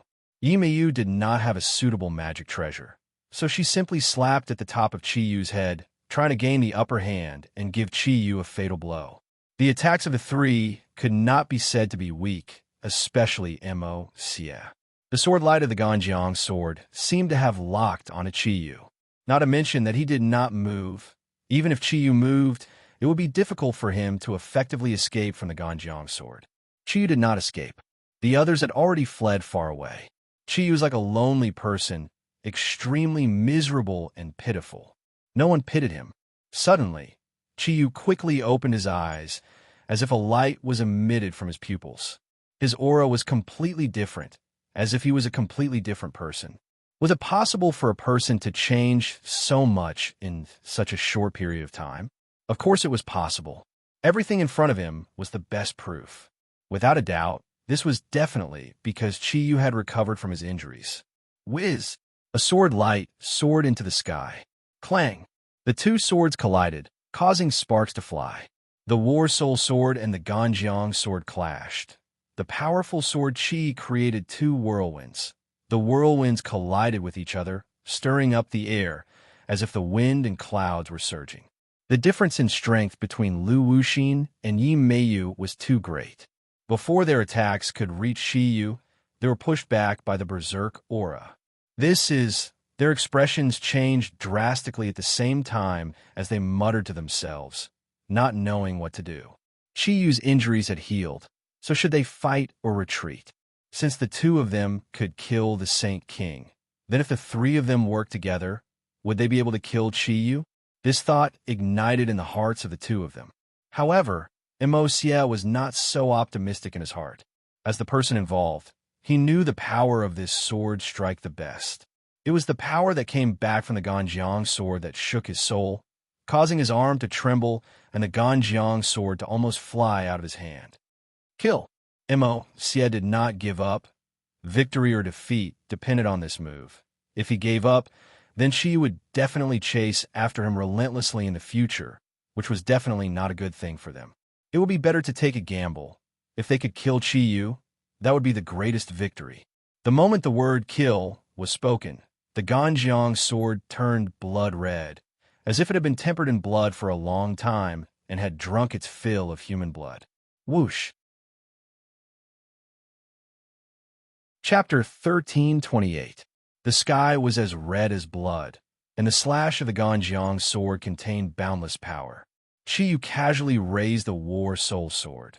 The sword light expanded like the light of the sun and moon, completely covering the bloody light of the Ganjiang sword. The others closed their eyes one after another, shocked by this scene to the point that their minds were shaken. Run! An earth-shattering roar came out from the sword light, panicking. Everyone could tell that it was Xie's voice. The fact that he shouted the word run so urgently was enough to explain everything. He was not a match for Chiyu, and was even far from it. Many people were stunned. They never thought that Xie would be so weak, losing in just a few moves, and even telling everyone to flee. This was too embarrassing. Use your heart's dream, traceless technique. Lu Wuxin did not escape, but instead urged Yi Meiyu. At the critical moment, Yi Meiyu did not get angry with Lu Wuxin. Instead, she quickly activated the innate Qi and used the heart's dream, traceless technique. However, he heard Chiyu say disdainfully, "Heart's dream traceless. You want to deal with me with such a small trick? You're asking for humiliation. If Nightmare were here, he might be able to threaten me a little. You're too inexperienced." As soon as he finished speaking, he did not see any movement. Yumiyu suddenly bent down and spat out a mouthful of blood. Her spell had failed. In front of Chiyu, her heart's dream, traceless technique, which had always been unobstructed, had actually failed. It was even more thorough than when she was facing Tang Zheng. Yi Meiyu's heart was filled with unwillingness, but she did not dare to stay any longer. She turned around and fled as fast as she could. Seeing that, the other former subordinates of the Yellow Emperor all woke up from their stupor and ran for their lives, just like the Demon Clan just now. When the Demon Clan, who had already fled for a distance, saw this scene, they immediately stopped in their tracks. They heard an excited voice shouting, "The Ancestor has shown his might. Brothers, kill them all. Kill these damned fellows." The exhausted Demon Clan regained their vitality and turned around to charge forward with high fighting spirit. The Yellow Emperor's former subordinates were immediately blocked off.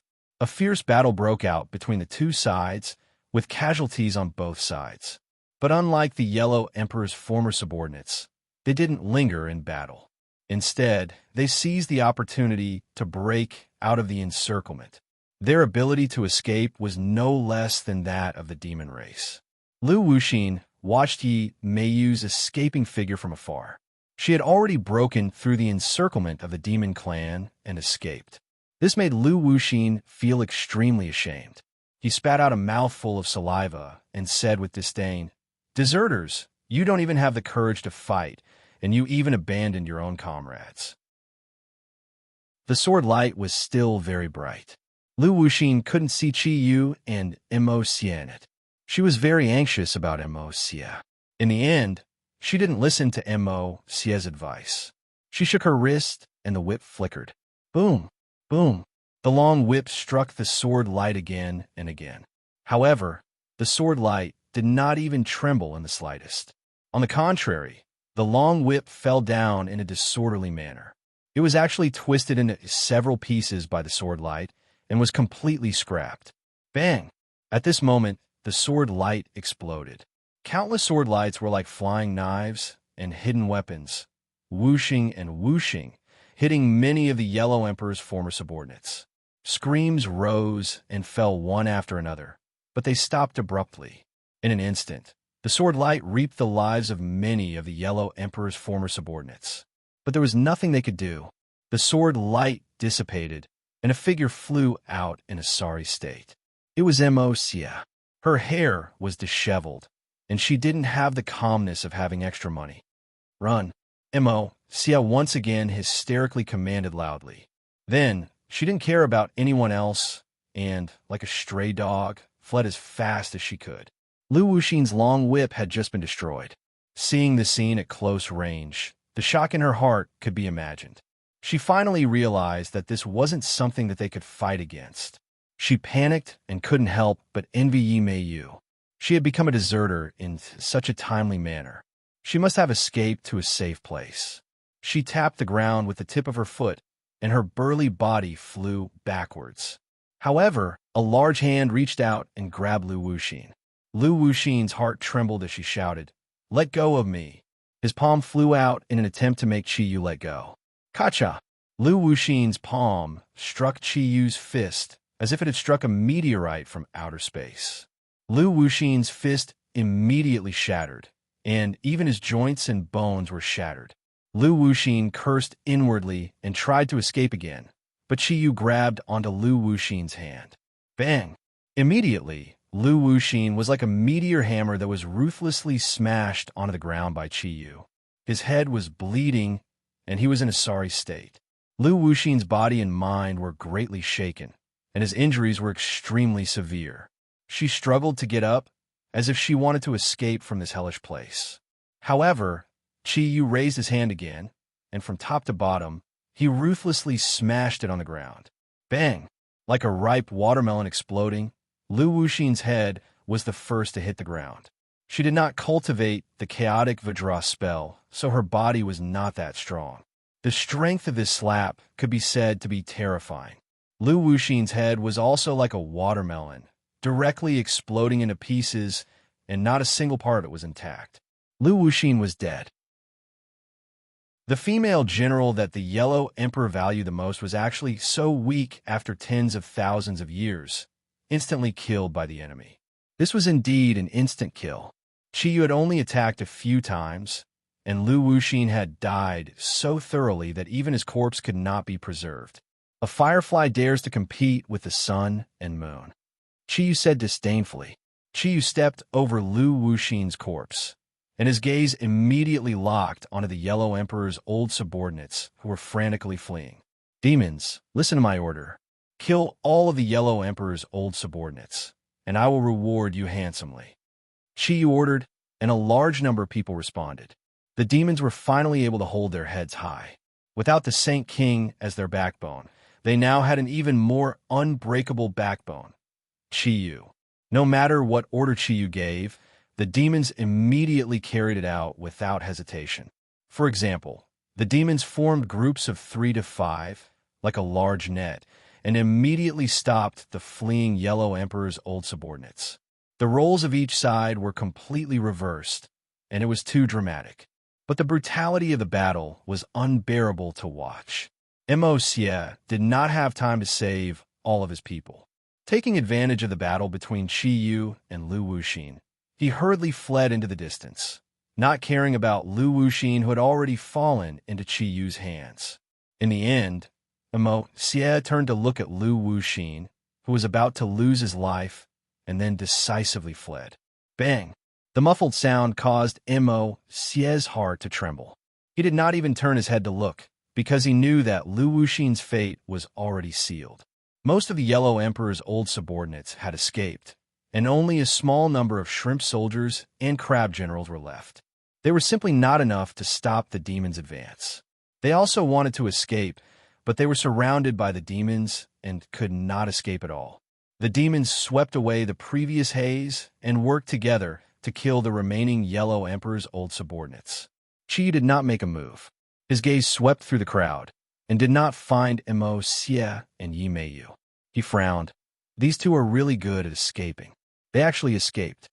Qiyu changed the topic and clenched his fists. However, can you escape from my Qiyu's palm? Chapter 1329.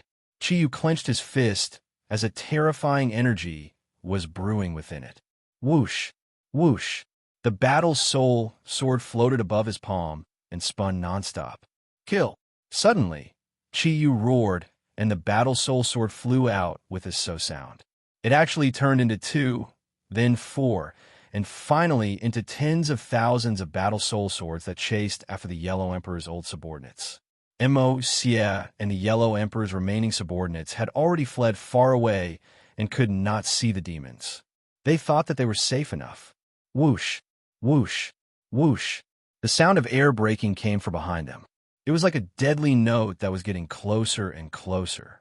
Mo Xie and the rest were so scared that their bodies trembled. They quickly turned around and saw the battle soul sword shining with a dazzling sword light. It had already caught up to them. Dodge! Mo Xie shouted. He was an expert in the way of the sword and understood how terrifying this attack was. The Yellow Emperor's subordinates acted as if they were facing a great enemy. They took out their treasures and tried to block it. Puff! The war soul sword cut through iron like it was mud, and the treasures were shattered. They were not a match for the war soul sword at all. The old subordinates of the Yellow Emperor stared with their eyes wide open, looking at the wound on their chest in disbelief. The wounds were not big and looked like a thin line. However, blood flowed out from this small wound. Bang! Bang! Bang! The sound of people falling to the ground could be heard. Other than Mo Xie, the rest of them were dead. This was equivalent to more than half of the Yellow Emperor subordinates being killed. It could be said that the losses were extremely heavy. Mo Xie did not have time to be shocked. At the crucial moment, he took out the Ganjiang sword and blocked the attack with a clang. He was like a meteorite from outer space directly flying out. He only glanced at those subordinates who had fallen to the ground with a loud bang from afar. Then, he didn't dare to linger in the slightest. He didn't even have time to wipe the blood from the corner of his mouth before he fled as fast as he could. Mo Xie was shocked. He knew that Qiyu's cultivation had far surpassed his. When Qiyu was enraged, blood flowed. He had no way to block it. If he did not escape quickly, the others would end up like him. He could only run for his life and luckily preserve his life. Right now, only by reviving Master can we fight against Qiyu. I have to revive Master as soon as possible. Mo Xie secretly made up his mind. Qiyu looked at the only figure that escaped, but didn't give chase. Instead, he said disdainfully, "The next time I see you, it will be the day of your death, Mo Xie." Ancestor, looking at the wise and mighty Qiyu, the demon race quickly surrounded him. Qiyu looked at them indifferently and said, "From today onwards, I will restore the glory of the Ninely tribe. We're the demons. The demon race no longer exists. From now on, you will be a member of the Ninely tribe." Qiyu looked at them with burning eyes and said resolutely, "The Jiuli tribe was a tribe formed after the Wu tribe absorbed other tribes. It was also the predecessor of the demon tribe." Qiyu returned to his original state, intending to restore the glory of the Ninely tribe. These demons were his bargaining chips. "I will change you and make you a true member of the Ninely tribe." Qiyu roared and slowly rose into the air. He was like a god, floating in the air and looking down at the people below. He opened his hands as if he was hugging the air. His 10 fingertips lit up with resplendent light. "Ninely tribe, reappear in the world." Qiyu roared and the light on his fingertips grew. In the end, it flew out from his fingertips and fell on the crowd like a heavy downpour. These beams of light silently merged into their foreheads. These people trembled, and gradually their spirit, qi, and spirit were experiencing tremendous changes. In the end, a ray of light rushed out from their glabella and turned into an ancient symbol. Everyone raised their heads and looked at Qiyu with a different gaze. "Master!" everyone shouted in unison. There was no such thing as an ancestor. From today onwards, Chiyu was their master. Chiyu had awakened their nine-li bloodline and made everyone submit to him. However, this method could not be used on the Wu tribe. This was because he could not control the bloodline of the Wu tribe. Only the bloodline of the nine-li tribe that had grown stronger could be controlled by him. Back then, Chiyu wanted to strengthen the nine-li tribe, so he used a great divine ability and added a spell into their bloodline. This spell could be passed down in the bloodline and would never lose its effect. When he needed it, as long as he awakened this bloodline, all the nine-li tribe would have to take revenge on him. No one would question his orders. This required his cultivation to reach a certain level before he could use this divine ability. Previously, his cultivation was not high enough, so he could only rely on his identity as an ancestor to lead these people. Now, he was not satisfied with his identity as an ancestor. He needed greater authority, and that was the nine-li bloodline. These people were no longer demons.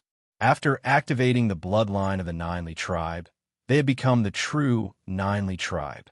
They would only listen to Chiyu's orders. Whether it was a mountain of swords or a sea of flames, they would carry out his orders without hesitation. They would not give him any discount. Chiyu looked at his high-spirited subordinates with satisfaction and said, "Tang Zheng, you went against me and ruined my plan. If I don't kill you, others will think that I, Chiyu, am a pushover. Let's go back to the base camp." Chiyu led his men back to the base camp. From afar, he saw that the base camp was in a mess. His men were either dead or injured. Chiyu flew into a rage. After his subordinates reported in detail, he understood that this was Tang Zheng's doing. Chiyu's eyes were about to spit fire. The others were also filled with righteous indignation. They were eager to try and immediately cut Tang Zheng into 8 pieces. "Everyone, listen to my orders. Heal your injuries and recuperate here. 10 days later, we will flatten the capital and kill Tang Zheng." Chiyu became unbridled and fearless. Hearing this, everyone cheered thunderously. Capital. Tang Zheng had already been back for 2 days. The day before, he had already buried everyone. After that, everyone started to cultivate without stopping. The villa had been further expanded. All the witch clan lived here and were heavily guarded. Not a single fly was let in. Although the losses in this battle were great, the gains were not small. Everyone had been baptized by the flames of war and had a deeper understanding of their own cultivation. Especially the witch clan, they had activated the wild aura, which made their cultivation twice the result with half the effort. Their cultivation was rising rapidly. Empyrean Fairy and Tian Chanzi had experienced an evenly matched battle. They had a more intuitive and profound understanding of the strength of today's experts. Therefore, the two felt a strong sense of urgency and pressure. They silently decided to improve their cultivation. Tang Zheng was not in a hurry to cultivate. Instead, he was thinking about another thing. Chiyu had escaped. With his understanding of Chiyu, Chiyu would definitely not give up. Chiyu came to attack. Could they stop Chiyu? He didn't know. Tang Zheng did not have an answer. But in fact, he already had a vague answer in the depths of his heart. It was difficult enough. Saint King was already at the second stage of the Mahayana realm. Chiyu could only be higher. Otherwise, he would not be able to suppress the devil army. He still did not know that Saint King was dead. He could not estimate Chiyu's cultivation after he recovered. But if Chiyu came to attack, they would not be able to stop him. What should he do? There were so many people around him. He had to do everything he could to protect them. This was his responsibility. He racked his brains for an entire day. Finally, his attention fell on his inner demon. Inner demons, is there really no way to break the cage set by Chiyu? Tang Zheng asked in a deep voice. The inner demons did not answer directly. Instead, he asked thoughtfully, "What's your plan?" "I'll let you out," Tang Zheng said bluntly. The inner demons were overjoyed. Really? A gentleman's word cannot be taken back. The heart demon's joy didn't last long, as it suddenly felt gloomy. It said dejectedly, "But the cage is too strong.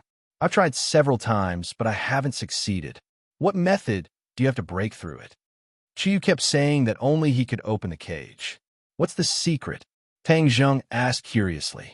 The inner demon was silent for a while before saying, "This old fellow likes to deliberately mystify and deceive people, making it hard to see through him. But this time it's obviously true, because I tried so many times, I really can't think of any other way."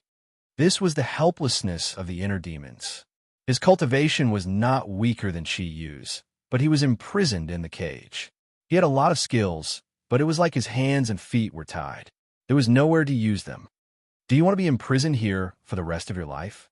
Of course not, the inner demons said without thinking. But what can I do? The cage is too strong. I can't break it at all. If I let you out, how will you repay me? Tang Zheng suddenly asked, his voice breaking the heavens and earth.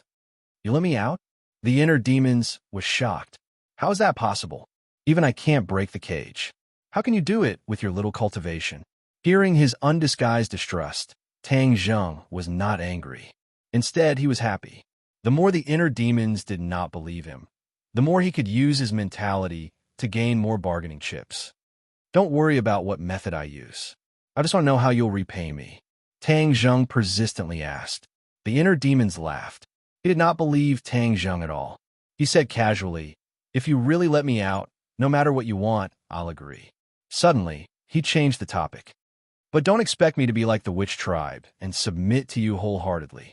I, the inner demons, did not submit to either Chi Yu or the Yellow Emperor tens of thousands of years ago. After tens of thousands of years have passed, I will not submit to a brat like you. The inner demons was still very cautious. He did not rush to sell himself out. Tang Zheng did not expect the inner demons to submit to him. After all, he had confronted Chi Yu and the Yellow Emperor. In the end, he would rather be suppressed than submit to anyone. How could he be willing to submit to him? Tang Zheng did not think so highly of himself. He said calmly, "What kind of person do you think I am? What kind of person are you? How can I ask you to submit to me? I don't have such a big appetite." The inner demons said proudly, "It's good that you know this. Then what do you want?" Chapter 1330. The inner demons laughed wildly and looked at Tang Zheng with interest, saying, "You really want to raise this condition? Let me remind you, there is no chance for you to go back on your word." Tang Zheng nodded and said, "Of course I won't go back on my word. You just need to tell me if you agree or not." "Why wouldn't I agree?" The inner demons laughed mockingly. "It's just a pity that your wishful thinking didn't work out. Your painstaking efforts will go to waste." Tang Zheng was unmoved and said calmly, "You don't have to worry about that." "Okay, then I agree. Now can you tell me how to help me break the confinement?" The inner demons asked lazily, not holding any hope at all. It was just a routine question. "Do you still remember Chi Yu's heartblood?" Tang Zheng asked. "Of course I remember. Isn't it in Chi Yu's heart? What does that have to do with it?" The inner demons asked in confusion. Tang Zheng smiled indifferently. Normal people wouldn't think of this because they weren't involved. They didn't feel the power of Chi Yu's heart blood and its enormous power. "I felt it, so I have the deepest impression and the most right to speak." The inner demons disagreed. "You have the most right to speak, but what's the use? Don't tell me that breaking the confinement has something to do with Chi Yu's heart blood." The inner demons knew about the existence of Chi Yu's heart blood, but they never thought about the connection between Chi Yu's heart blood and the confinement. Even Tang Zheng had never thought about this connection. It was a sudden thought. Although he hadn't tested it, he still had a glimmer of hope in his heart. What if it succeeded? He would treat it as a last resort. Why did he think that Chi Yu's heart blood could break the confinement? This was because Chi Yu had always said that Chi Yu's blood contained a part of his power, which was very important to him. Later on, he had no choice but to leave Tang Zheng's body. A portion of Chi Yu's heart blood's energy fused with Chi Yu's soul and was taken away. However, a portion of Chi Yu's heart blood's energy remained. All this time, Tang Zheng had never touched this part of Chi Yu's heart. Perhaps it was because he was afraid of Chi Yu and thought that the things he left behind might not be 100% safe. Unless he had no other choice, he would not take the risk. However, things were different now. If Chi Yu's blood could really break the cage, then even if it was risky, he would still take the risk. At this critical juncture, a a certain amount of wool was worth a try. Since Chi Yu's heart blood contained a portion of Chi Yu's power, then would this portion of power be able to break through the cage? This was what he had guessed on the spot from Chi Yu's solemn attitude and tone. Tang Zheng spoke tirelessly and told them his deduction. The inner demons did not say a word, as if they were shocked by these words. Tang Zheng couldn't help but feel a bit proud. He asked with a smile, "Now you know that I didn't lie to you, right?" The inner demons suddenly froze and said unhappily, "Isn't this called lying? You brat, you're just making fun of me." Tang Zheng helplessly rolled his eyes. "Do you think I'm that bored? You are that bored." The inner demons said without hesitation, "Chi Yu's heart blood does contain Chi Yu's power, but the confinement was created by Chi Yu using his special ability. It requires a corresponding ability to break through. You're just saying that Chi Yu's heart blood can break through the confinement. Don't you think it's too simple and too childish?" In the face of the inner demon's barrage of questions, Tang Zheng did not panic. Instead, he asked with a smile, "Do you trust Chi Yu that much? He's an enemy. Do you not discount his words completely?" "What can I do if I don't trust him?" the inner demons asked. "In any case, I don't trust Chi Yu that much. Nothing is absolute. There's always a way." Tang Zheng was full of confidence. The inner demons did not know whether to laugh or cry. In the end, he said unhappily, "All right, since you're so confident, then I'll wait and see." Tang Zheng did not say anything else. He calmed his mind and focused all his attention on Chi Yu's heart. He had absorbed Chi Yu's heart blood before, so he was familiar with it. However, this time was different. He did not want to use Chi Yu's heart blood to break through the confinement. He did not want to absorb it for his own use. When he urged his power, Chi Yu's heart beat faster. In a trance, the scene in front of him suddenly changed. Tang Zheng came to a blood-red world, a world that was both familiar and strange. He did not panic. Last time, when the demons activated the Julie Soul transfer formation, Tang Zheng, Chi Yu, and the inner demon's consciousness had entered this world. This was the world in Chi Yu's heart. Tang Zheng immediately saw a man with a white face and no beard. He looked like a scholar. It was the famous inner demons. This was the inner demon's body.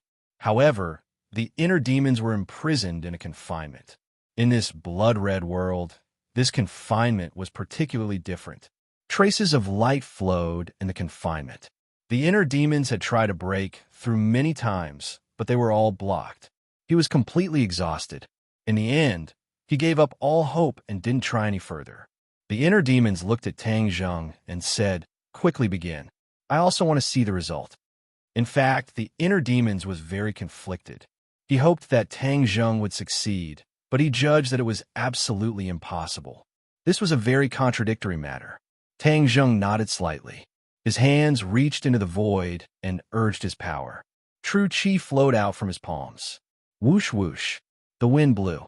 A strange wind spread out from his palms and then engulfed the entire blood-red world. This wind quickly flew back from all directions and fell into Tang Zheng's palms. The wind gathered in his palms, and a dot of red appeared in his palms. After a while, the wind stopped. A drop of extremely bright blood appeared in his palms. It was sparkling and translucent and rolled in his palms. This was the blood he had extracted from Chi Yu's heart blood and absorbed into his palms. Although the inner demons were also trapped in Chi Yu's heart, they could not do this. This was because Tang Zheng was now the master of Chi Yu's heart. Therefore, he could do this as he pleased. The inner demons stared at Chi Yu's heart blood. Their usually calm expressions became excited. Tang Zheng's lips curled into a smile. How could he not know the inner demon's thoughts? He pushed his hands forward, and Chi Yu's heart blood rolled out from his palms. Whoosh! Chi Yu's heart blood flew toward the confinement. The inner demons immediately held their breaths. They were unwilling to look away from Chi Yu's heart blood. It's close. Chi Yu's heart blood is close. The inner demons secretly shouted. Tang Zheng also stared at Chi Yu's heart blood with full concentration. Finally, Chi Yu's heart blood was poured into the confinement. The flowing light on the confinement immediately came to life. It was suffused with a myriad of colors and was exceptionally brilliant. However, the heart blood did not fall from the confinement. Instead, it stuck closely to the confinement. Moreover, there seemed to be a force driving it, allowing it to freely move around the confinement. Chapter 13:31.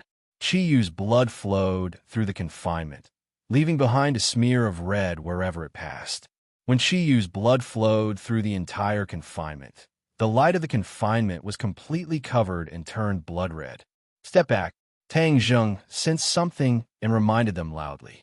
The inner demons quickly retreated to the middle of the confinement, distancing themselves from the fences on all sides. Bang! With a loud explosion, the confinement exploded. The seemingly indestructible fences were torn apart, turning into blood-red spots of light. Finally, they disappeared. The inner demons looked at this scene in disbelief. He never thought it would be so simple. He had worked so hard and tried so many times, but it was all to no avail.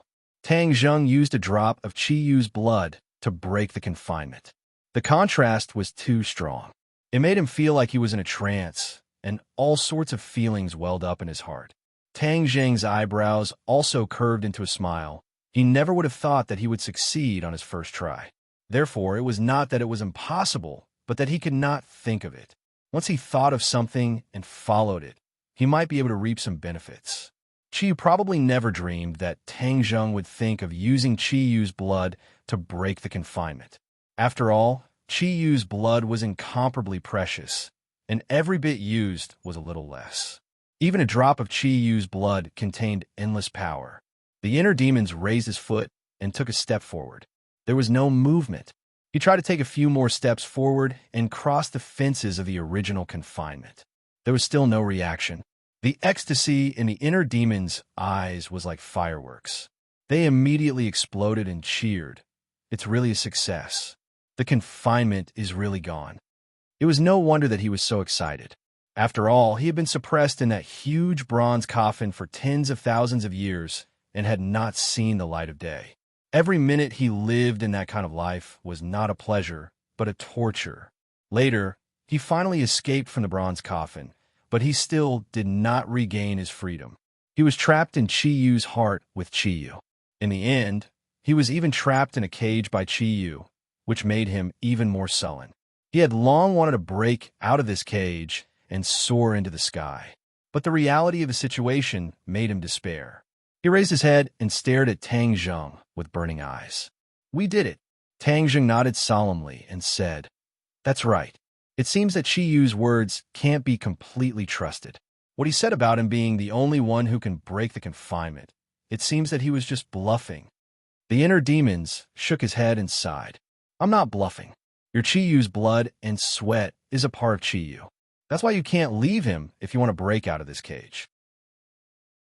Tang Zheng shrugged and said indifferently, "But now that Chiyu's heart is in my body, it's not his anymore. Fine. There's no need to argue about this." The inner demons changed the topic and looked at Tang Zheng with a smile that was not a smile. "You're letting me go like this. Don't tell me you're not worried that I'll go back on my words and not abide by our agreement. Moreover, I'll take over your body and take over your body." The moment these words were spoken, the atmosphere immediately changed. An invisible pressure enveloped Tang Zheng's body. But his expression did not change at all. He was calm as if these words had nothing to do with him. Tang Zheng looked straight at the inner demons and asked, "Will you? Why not? After all, your body is a delicious cake. Even Chiyu wants to take it for himself. Naturally, I'm tempted as well." The inner demons said casually and without hiding anything. "Hee, you're really straightforward. I'm standing right next to you. Quickly destroy me and then take over my body." Tang Zheng spread out his hands as if he did not mind at all. The inner demon frowned. If it was when he first met Tang Zheng, he would have attacked him like a hungry tiger pouncing on its prey without saying a word. But now he did not dare to act rashly. He already knew too much about Tang Zheng. It was precisely because he knew too much that he knew Tang Zheng was not simple. Every time Tang Zheng did something, he would have his own considerations. He would weigh the pros and cons. He would not carelessly ignore them. Tang Zheng was so defenseless that he allowed the inner demons to take over his body. The inner demons would be fools if they did that. He must have other methods. If I really do that, I'm afraid I'll never be able to leave this place. The inner demons secretly pondered. In addition, his nine-yang saint body and the various mysterious techniques he cultivates are also very strange. I can't understand them at all. If there's a backlash, then I'll be in for a tragedy. The inner demons weighed the pros and cons and suddenly grinned. Haha, young man, do you think I'm the kind of person who goes back on my words and bites the hand that feeds me? Chiyu and I are not jackals of the same tribe. I can't thank you enough for letting me out of this cage. How can I go back on my words? Tang Zheng secretly sighed in relief. He actually did not have full confidence in dealing with the inner demons. Originally, this move was a risky move. He had no choice but to make this choice. He deliberately calmed down. Finally, he managed to suppress the inner demons, making them not dare to act rashly. Tang Zheng's calm and collected expression made the inner demons even more unable to figure out what was true and what was false. It also made him even more certain of his judgment. Tang Zheng definitely had another trump card. If he made a move himself, then he would be looking for trouble. Tang Zheng did not lose his momentum and directly said, "Inner demons, since I've already broken out of this cage, then it's time for you to keep your promise." The inner demons was not in a hurry to deny it. He smiled and said, "Are you sure you won't change your request? I can still give you one more chance to go back on your words." Tang Zheng shook his head without hesitation. "There's no need to go back on my words. I've already made a decision, so it means I've already thought it through." The inner demons shrugged and resentfully said, "All right then. In any case, you're the one who's losing out, not me. Are you ready?" Tang Zheng nodded. "Let's begin." After saying this, he held his breath. He actually knew that this condition of his was not very pleasing. It was even a bit of a waste of such a good opportunity. If he had raised some other conditions, he might have been able to obtain more substantial benefits. But he also had other considerations. The inner demons chuckled. "Young man, I know what you're thinking. Do you think no one has ever had this idea before? But they've all returned empty-handed. The Nightmare God art has very high requirements for the cultivator, but if I were to say that compared to my God art, it's actually very simple. This is because the requirements for my inner demons art are much higher. After so many years, I've never met anyone who can cultivate my God art. Last time, I only taught you a little bit of it, so anyone can cultivate it. But now what you want is my core God art. There's no way you can cultivate it." It turned out that one of Tang Zheng's conditions was for the inner demons to teach him the core inner demons art. The inner demons knew his situation, so when he heard this request, he laughed and even asked Tang Zheng to change it to another condition. Tang Zheng was unmoved and said calmly, "Whether or not I can cultivate it is my business. You don't have to worry about it." The inner demons rolled his eyes and said, "Fine, then take it." He stretched out a finger and pointed at Tang Zheng. Before his finger could reach Tang Zheng's forehead, a ray of light flew out from the inner demon's fingertip. Pop! The light entered Tang Zheng's forehead and then exploded in his brain, turning into a million rays of light. Tang Zheng didn't panic. He closed his eyes and calmed his mind, quietly feeling everything. The multicolored light slowly converged, and in the end, it turned into words that filled Tang Zheng's brain, flickering with light. Tang Zheng wasn't in a hurry to understand the mysteries within. He opened his eyes and looked at the inner demons. The inner demons asked jokingly, "How do you feel? I'll find time to study it." Haha, then I'm looking forward to the results. Although he said so, the inner demons didn't believe that Tang Zheng could really understand the mysteries within. The inner demons generously passed his technique to Tang Zheng, not because he was selfless, but because he wasn't worried that Tang Zheng would learn it. "Now you'll have to fulfill the second condition." Tang Zheng said, "Of course I want to, but do you think I can deal with Chi-Yu in my current state?" The inner demon spread his hands and asked with a smile. Tang Zheng of course knew that he couldn't let the inner demons deal with Chi-Yu like this. The inner demons were just a strand of soul. They were no match for Chi-Yu. Therefore, He had to find a way to let the inner demons out of his body and resurrect him. Without the cage, the inner demons could be freely resurrected, but how to resurrect them was a key problem. When Chiyu was resurrected, he had no choice but to choose Song Yu's body, which reduced his strength. The inner demons certainly didn't want to follow in Chiyu's footsteps. He definitely wanted to find a body that he was satisfied with.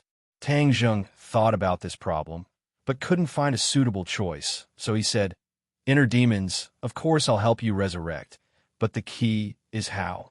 The inner demons wasn't stumped by this question. "I already have a suitable candidate." Tang Zheng asked in surprise. "Who?"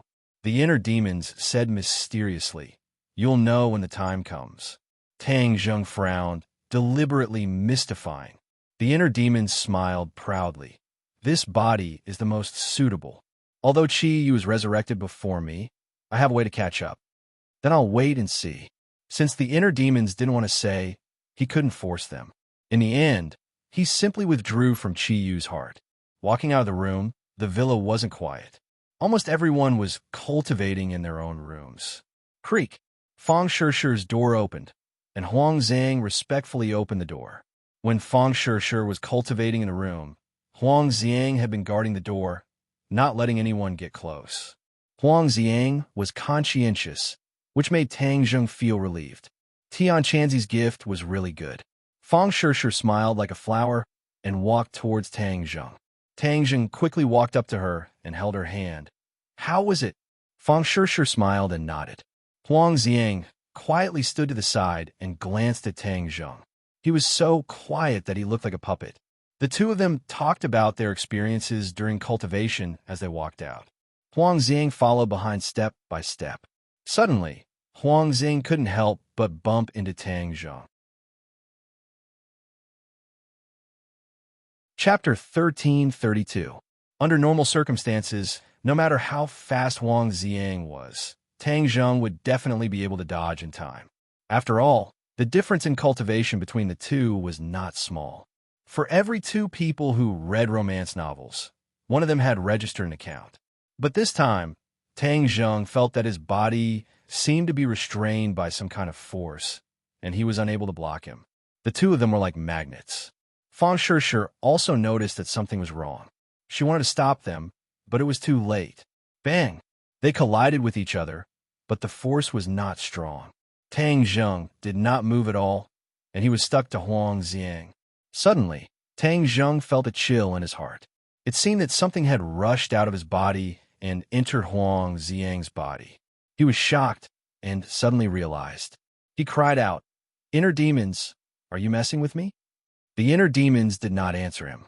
He quickly immersed his mind, and his consciousness entered Chiyu's heart. Chiyu's heart was empty. There was no sign of the inner demons. The inner demons, he actually left my body. That feeling just now was his soul leaving my body and entering Huang Xiang's body. Tang Zheng gradually understood. The inner demons had always said that they had found a good body that could catch up to Chiyu's strength. Even in his dreams, Tang Zheng would never have thought that the heart demon would actually have designs on Huang Xiang. In fact, after Huang Xiang became a puppet, his original consciousness had already been erased by Tian Chanzi. In other words, Huang Xiang was already dead. This body was just an empty shell, and only the most instinctive consciousness was left. This allowed him to cultivate without any distractions, and his speed improved by leaps and bounds. Huang Xiang was an ownerless body, and his cultivation had advanced by leaps and bounds to the soul formation realm. The inner demons indeed had a good eye for choosing him. However, this way, Fang Shishi would lose a responsible bodyguard. Tang Zheng was indignant. No wonder the inner demons were deliberately mystifying things. He was worried that if he told the truth, Tang Zheng would interfere and prevent him from fusing with Huang Xiang's body. In fact, it was not difficult to achieve this. As long as the two were not in close contact, the inner demons would not be able to succeed. Just now, the two of them were very close to each other, so the inner demons cast a spell to make the two of them close together quickly, and he succeeded. Tang Zheng took a step back, while Huang Xiang stood in his original position. His originally infatuated expression changed, and traces of spirit energy were emitted from his eyes. Inner demons, have you gotten what you wanted? Tang Zheng asked impatiently. The inner demons did not answer. Fang Shishir was surprised and asked, "What's going on?" Tang Zheng sighed and said, "Shishir, I'm afraid you won't have a bodyguard in the future." Fang Shishir looked left and right, but did not understand what was going on. Ha ha! Suddenly, a loud laughter came from Huang Xiang's mouth. This laughter was very bold and full of dominance, making people who heard it uncontrollably swayed, as if it had magical powers. Fang Shishir quickly covered her ears and looked at Huang Xiang with a frown. Her eyes were full of curiosity and unfamiliarity. She knew Huang Xiang well enough. After all, she was his master. But this time, she found Huang Xiang to be so unfamiliar. Ew, what's wrong? She thought that something bad happened to Huang Xiang and asked with concern. Tang Zheng immediately protected Fang Shishir behind him and used his secret technique to counteract the magic of the laughter. But in the villa area, everyone was alarmed by this laughter. Bang, bang, bang. All the doors of the villa were pushed open, and one by one, strong figures rushed out from the door. So. The figures flew in all directions, and in the blink of an eye, they arrived beside the few people. At the same time, the witch clan guards outside the villa also rushed in, as if they were facing a great enemy. The reason why everyone had such a big reaction was because they were shocked by this laughter. The layman watched the show, while the expert watched the skill. These people were not ordinary people, so they could hear the extraordinariness of this laughter. They understood that the person who could make this kind of laughter was definitely not an ordinary person. Everyone surrounded him so tightly that not even a drop of water could trickle through as they stared at Huang Xiang and then at Tang Zheng, not understanding what was going on. Tang Zheng's expression was cold and said, "Inner demons, stop laughing." The laughter suddenly stopped, and a sharp gaze looked at Tang Zheng, then swept across the crowd, full of condescension and disdain. Everyone felt as if there was a knife on their back, and they were all a little uncomfortable under this gaze. But their expressions were even more puzzled, especially when Tian Chanzi shouted, "Huang Xiang, what the hell are you doing?" The inner demons looked at Tian Chanzi with a smile and said, "From now on, there is no Huang Xiang in this world, only me, the inner demons." Who are the inner demons? Someone asked one after another. Everyone did not know much about the inner demons, and Tang Zheng did not say much before, so they could not help but look at him in confusion. But Tian Chanzi and the Empyrean Fairy had a deep impression of the battle in the 100,000 Mountains, especially the giant bronze coffin. Memories came flooding in like a tide, causing their nerves to immediately tense up. The inner demons have been resurrected. The two muttered to themselves, and their expressions were quite unnatural. This was especially true for Tian Chanzi, who had been possessed by a strand of the Yellow Emperor's soul and confronted the inner demons. During that battle, Tian Chanzi's body was almost completely controlled by the Yellow Emperor's soul. Tang Zheng had once mentioned the inner demons to the two, but it was only an understatement. When the two heard that the inner demons were imprisoned in a cage, they did not pay too much attention to it. They thought that the inner demons would definitely never see the light of day again. After all, Chiyu had solemnly vowed that no one but him could open the cage, and Chiyu would not be so kind as to return a Chiyu's heart to open the cage. But they never would have thought that things would not develop as they expected. Of course I've been resurrected. From now on, I'm free to roam the world, and no one will ever be able to trap me again, the inner demons said loudly, high-spirited. Many people did not know much about the inner demons and looked at him suspiciously. They did not know where he got his confidence from and why he dared to say such arrogant words. Tian Chanzi, I really want to thank you for preparing such a good body for me, the inner demons said to Tian Chanzi with a smile. Tian Chanzi's expression kept changing, and he did not know how to respond. Seeing that everyone was on guard, the inner demons moved his muscles and bones, making crackling sounds. Many people were frightened, and they were ready to attack. The inner demons shook his head and sighed. Don't even think about attacking me. You guys are not my match at all. Many people showed a doubtful expression, and it was obvious that they did not believe his words. But no one acted rashly, and they all looked at Tang Zheng. Obviously, he was the one who understood the situation the best. Inner demons, stop scaring people. You were deliberately mystifying because of this body. Now that you've succeeded, it's time to fulfill your promise. Tang Zheng quickly adjusted his attitude. Things had already come to this, and there was no way he could change it. In fact, this was not a big loss to him, except that Fang Shishir had one less bodyguard.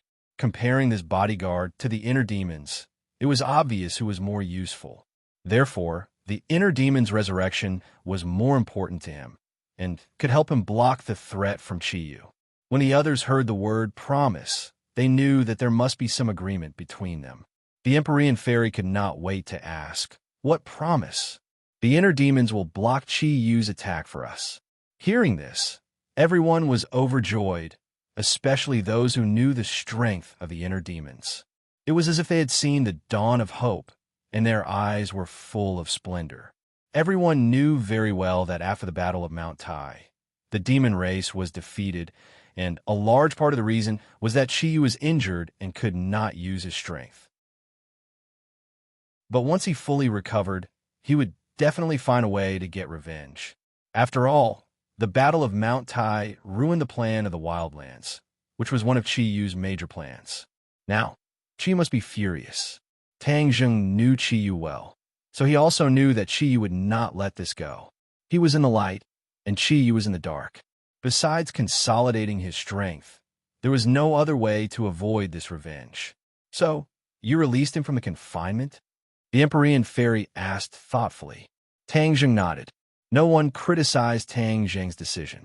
After all, everyone knew that the current situation was critical, and this was a decision he had no choice but to make. Do you trust him? The Empyrean Fairy asked directly. Tang Zheng stared at the inner demons with a burning gaze, saying, the inner demons are famous and always keep their promises. If I go back on my words, I'm afraid I'll be ridiculed by the world. So of course I trust him. He was greatly comforted by the high praise he had received from the inner demon. At the same time, these words shocked him. If he really did go back on his words, then his bad reputation would spread all over the world. When that time came, anyone who mentioned him would say that he went back on his words. He wasn't like other people who would do anything for power and status. He still cherished his own feathers and reputation. No, I can't let the world think that I'm going back on my words and that I'm a treacherous villain. I'm not like Chiyu and the Yellow Emperor. The inner demons thought highly of himself and quickly rejected this idea in his heart. Of course, there was only one way to go back on his words and not let outsiders know. That was to kill everyone present. But he looked at the Empyrean Fairy and then at Tang Zheng and the others. He did not have full confidence that he could kill all of them and not let a single one escape. He let out a long sigh and suppressed the complicated thoughts in his heart. He said righteously, what kind of person do you think I am? How can I be such a treacherous, despicable person? Tang Zheng sighed in relief. Since the inner demons had accepted this praise, then at least they would not go back on their words in the short term. Hearing this, the others also felt relieved. Only Fang Shishir had a strange expression between her eyebrows. After all, she had been with Huang Xiang for so long. Although the other party was a puppet, Fang Shishir had a kind heart and would still feel a trace of reluctance. Tang Zheng was keenly aware of her thoughts. His heart moved, and he said to the inner demons, inner demons, you deliberately mystified me and took over Huang Xiang's body when I wasn't paying attention. This is equivalent to taking away Shishir's bodyguard. You should at least compensate her a little. Otherwise, this will not live up to your illustrious reputation as the inner demons. Otherwise, in the future, people will say that you inner demons are just robbers. Hearing this, the inner demons was stunned.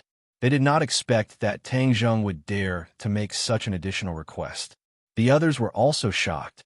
The atmosphere became a little strange. Fang Shishir suddenly raised her head and looked at Tang Zheng with shining eyes. Chapter 1333. Fang Shishi's eyes lit up. It wasn't that she cared about the inner demon's so-called compensation, but Tang Zheng's concern made her feel very happy and sweet. You dare to ask me for something?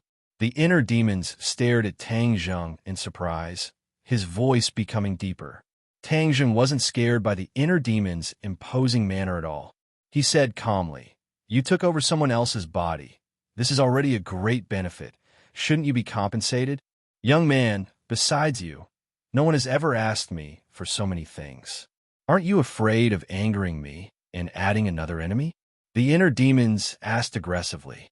Tang Zheng shook his head. "I'm not afraid, because you, the inner demons, are not unreasonable like other people. You are a reasonable person." The second half of the compliment made the inner demon's tense atmosphere collapse.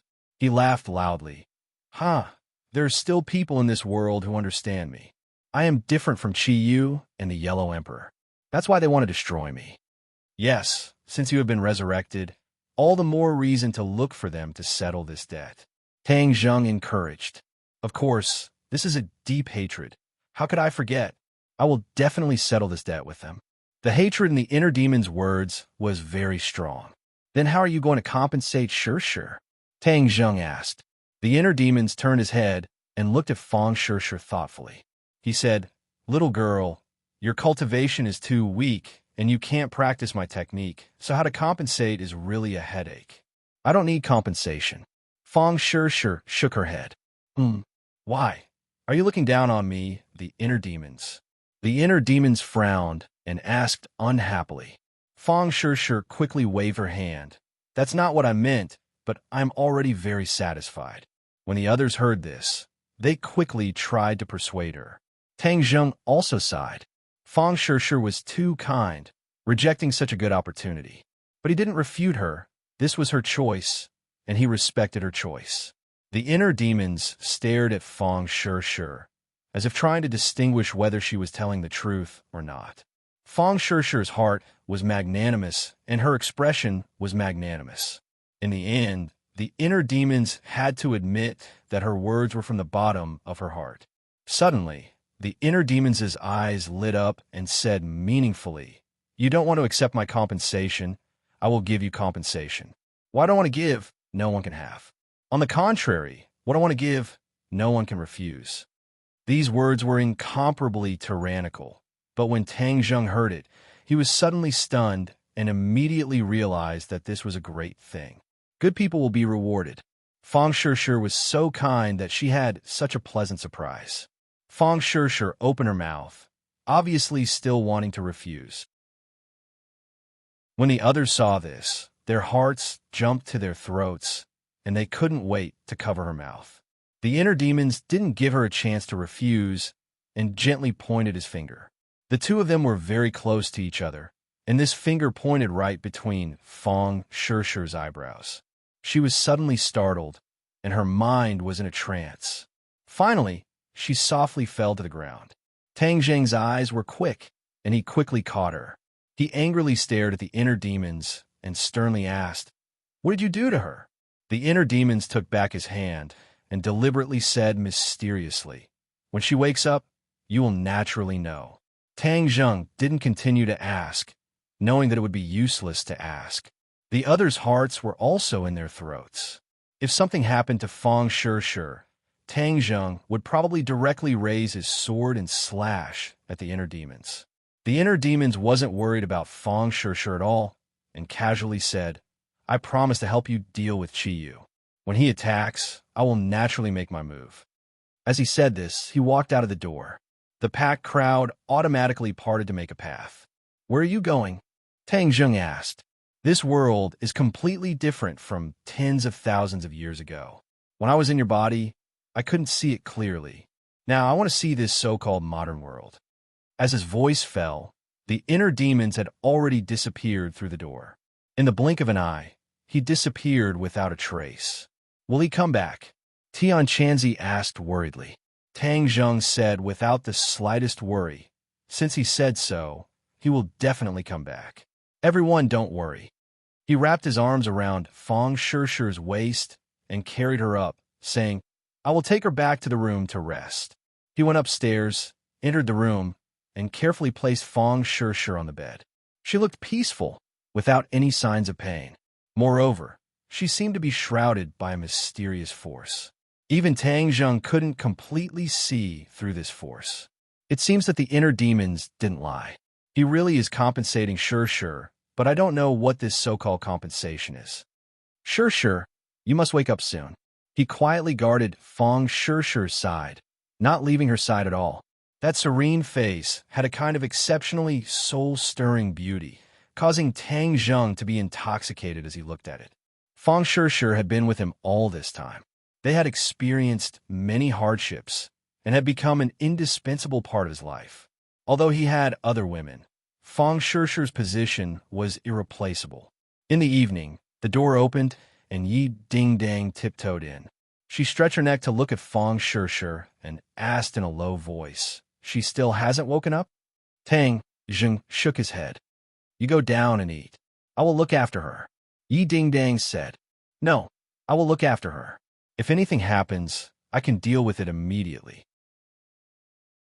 Moreover, when she wakes up, she will definitely want to see me," Tang Zheng said gently.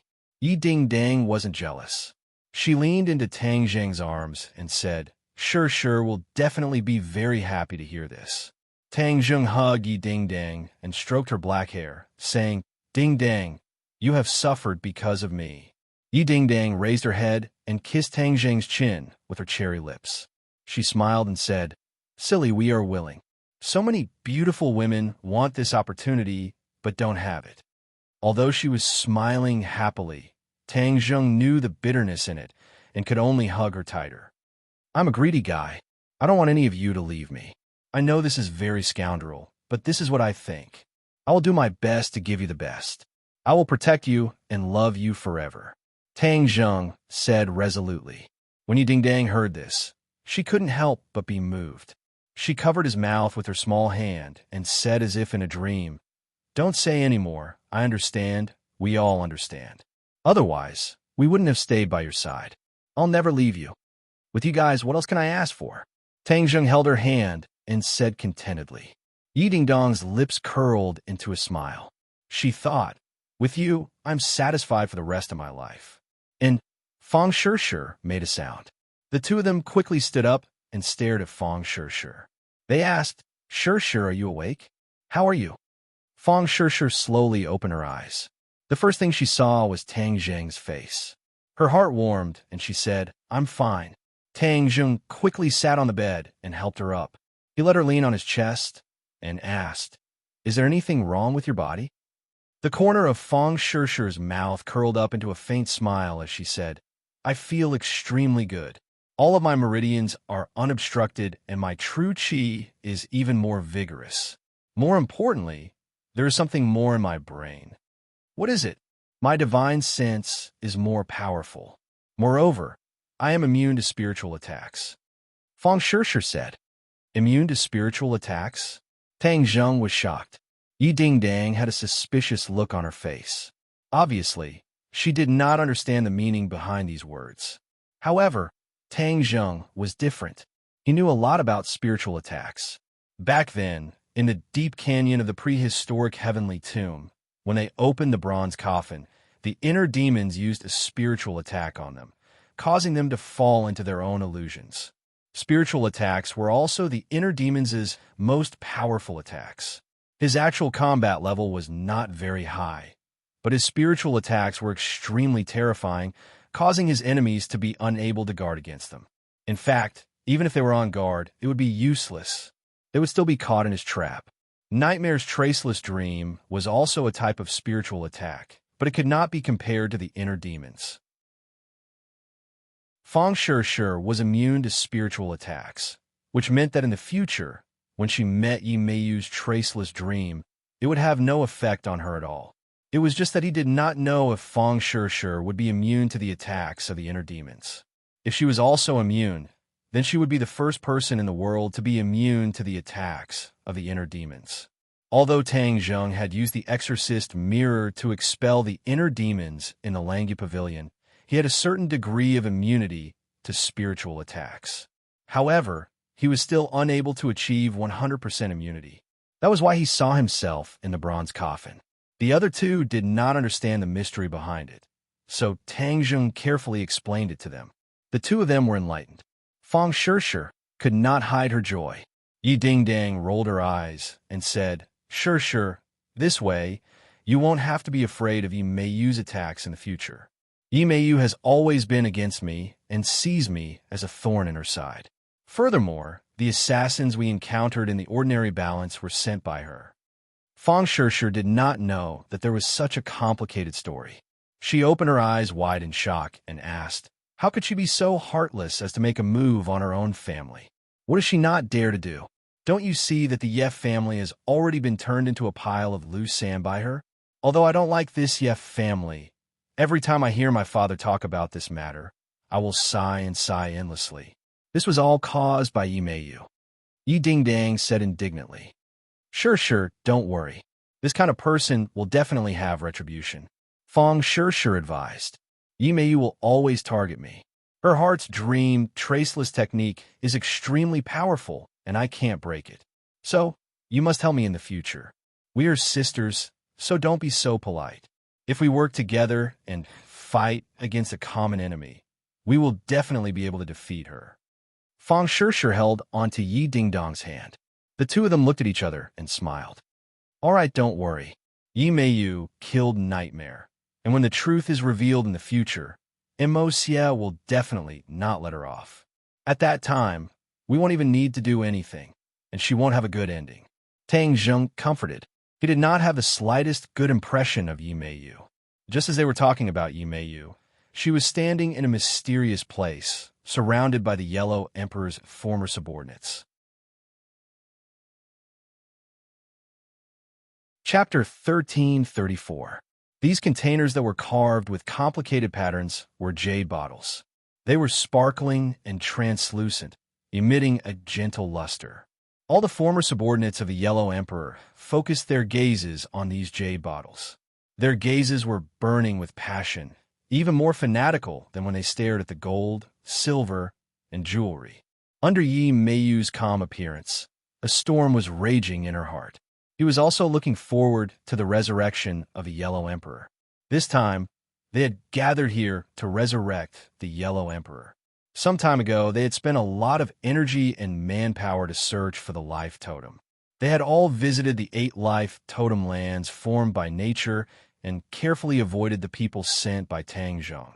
Those who participated in this operation were all the elites of the Yellow Emperor's former subordinates. There were even a few times when Xie personally took action. Naturally, it was very easy and did not alarm Tang Zheng's men. Tang Zheng was still in the dark.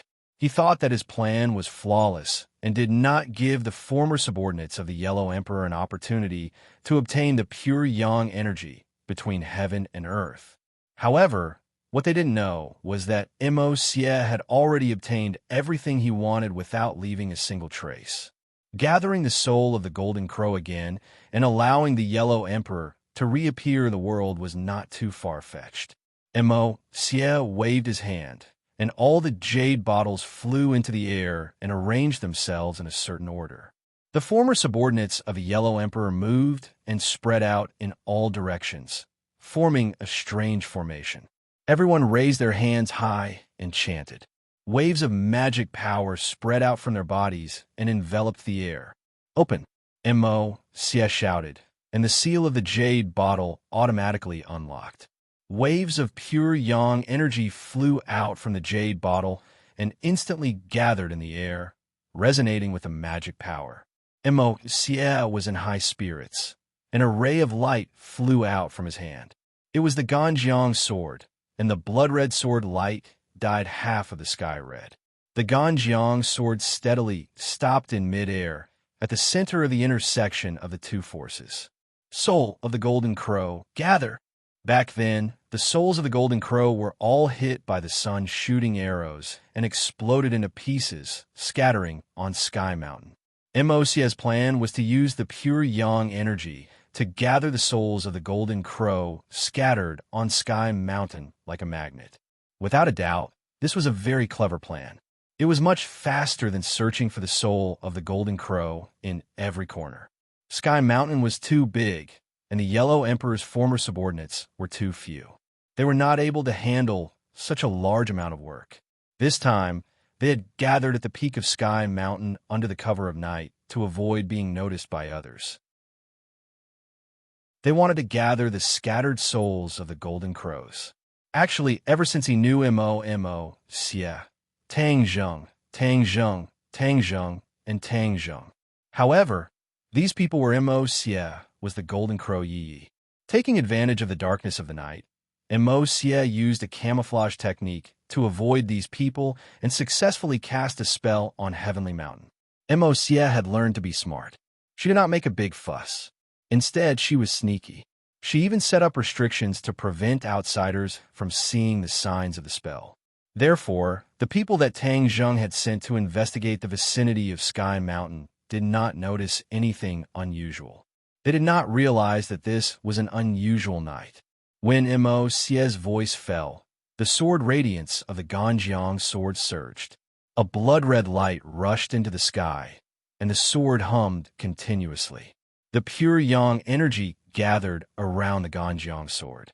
Under the control of a mysterious power, it was like a giant magnet, rapidly absorbing the souls of the golden crow on Sky Mountain. A spot of light rose from a corner of the sky, like a firefly, and gathered at the peak of Sky Mountain. Another spot of light rose into the sky. These spots of light were the souls of the golden crow scattered in every corner of Sky Mountain. Not long after, countless spots of light rose from Sky Mountain and streaked across the sky. They were more dazzling than a meteor shower and gathered at the Ganjiang sword. Finally, Tang Zheng's people on the Heavenly Mountain discovered some clues, and all of them stared at the scene in shock. What's going on? These people looked at each other, unable to figure out what was going on. In the sky, more and more spots of light gathered together, becoming bigger and bigger. The pitch-black sky slowly brightened, like the dawn of the rising sun. Xie and the others were overjoyed when they saw this scene. This was the beginning of success. Everyone was even more focused as they continued to cast their spells. Unknowingly, a sun hung in the sky. The sunlight immediately dispelled the darkness, and the peak of Sky Mountain became as bright as day. Light shot in all directions, and not long after, the foot of Sky Mountain also became bright. The souls of the golden crow. The souls of the golden crow. Tang Zheng's subordinates finally noticed something and shouted, "Quick, report this. This is the work of the Yellow Emperor's former subordinates. Damn it, they must be using a camouflage to avoid us." Some smart people immediately understood the reason and stomped their feet hatefully. They immediately dialed Tang Zheng's number. In the middle of the night, Tang Zheng, who was far away in the capital, was woken up by the ringing of his phone. He sat up straight, as if he had a spring installed. "Hello, Master. The souls of the golden crow have been reunited." A witch shouted impatiently, her voice trembling. Tang Zheng jumped to the floor with a bang. His sleepiness was completely gone, and the hand that was holding the phone couldn't help but tighten. "What did you say?" This cry of alarm woke the person on the bed. Wu rubbed his eyes and sat up from the bed, asking, "What's wrong?" Tang Zheng gestured for him to keep quiet. Wu understood, and his heart trembled. He quickly got off the bed and stood beside Tang Zheng, looking at him worriedly. "I don't know what method the Yellow Emperor's subordinates used, but they are reuniting the souls of the golden crow." The other party took a deep breath and repeated, "The soul of the golden crow has been reunited." Tang Zheng finally heard it clearly, but he couldn't help but shout loudly. His voice was so loud that he was shocked. Suddenly, a ray of light shone in from the window. It was like a ray of morning light, dispelling the darkness in the room and landing on Tang Zheng's shoulder. Tang Zheng bathed in the sunlight, his body dyed golden. His brows immediately furrowed into a Chuan character as he looked at the sunlight in the sky. Wu looked at the clock on the wall. It was clearly 2 in the morning. She immediately opened her mouth wide, and her chin almost fell to the ground. "It's only the middle of the night. How can there be a sun?"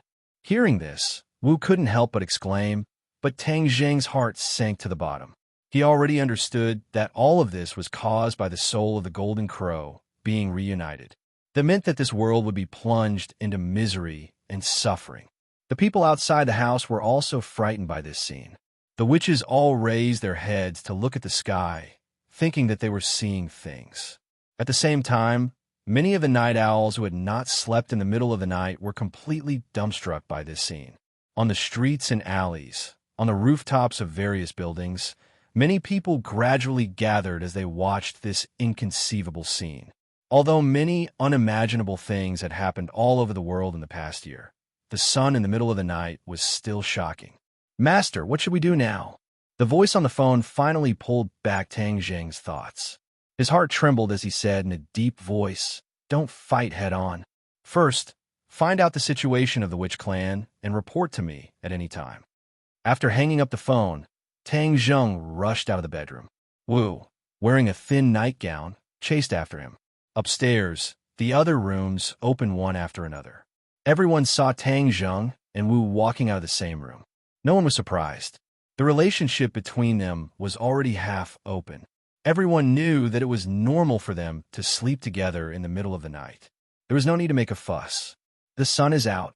Someone pointed out the window and exclaimed. The others also nodded. They were obviously frightened by this scene. Tang Zheng comforted him in a deep voice. "Everyone, don't panic for the time being." These people had basically experienced several life and death battles, and their nerves were already very strong. They were not too worried, and after hearing Tang Zheng's words, they all asked what was going on. Tang Zheng did not hide anything and said truthfully, "The former subordinates of the Yellow Emperor are reuniting with the soul of the Golden Crow." "What? Then wouldn't that be another 10 days? No, 9 suns in the sky?"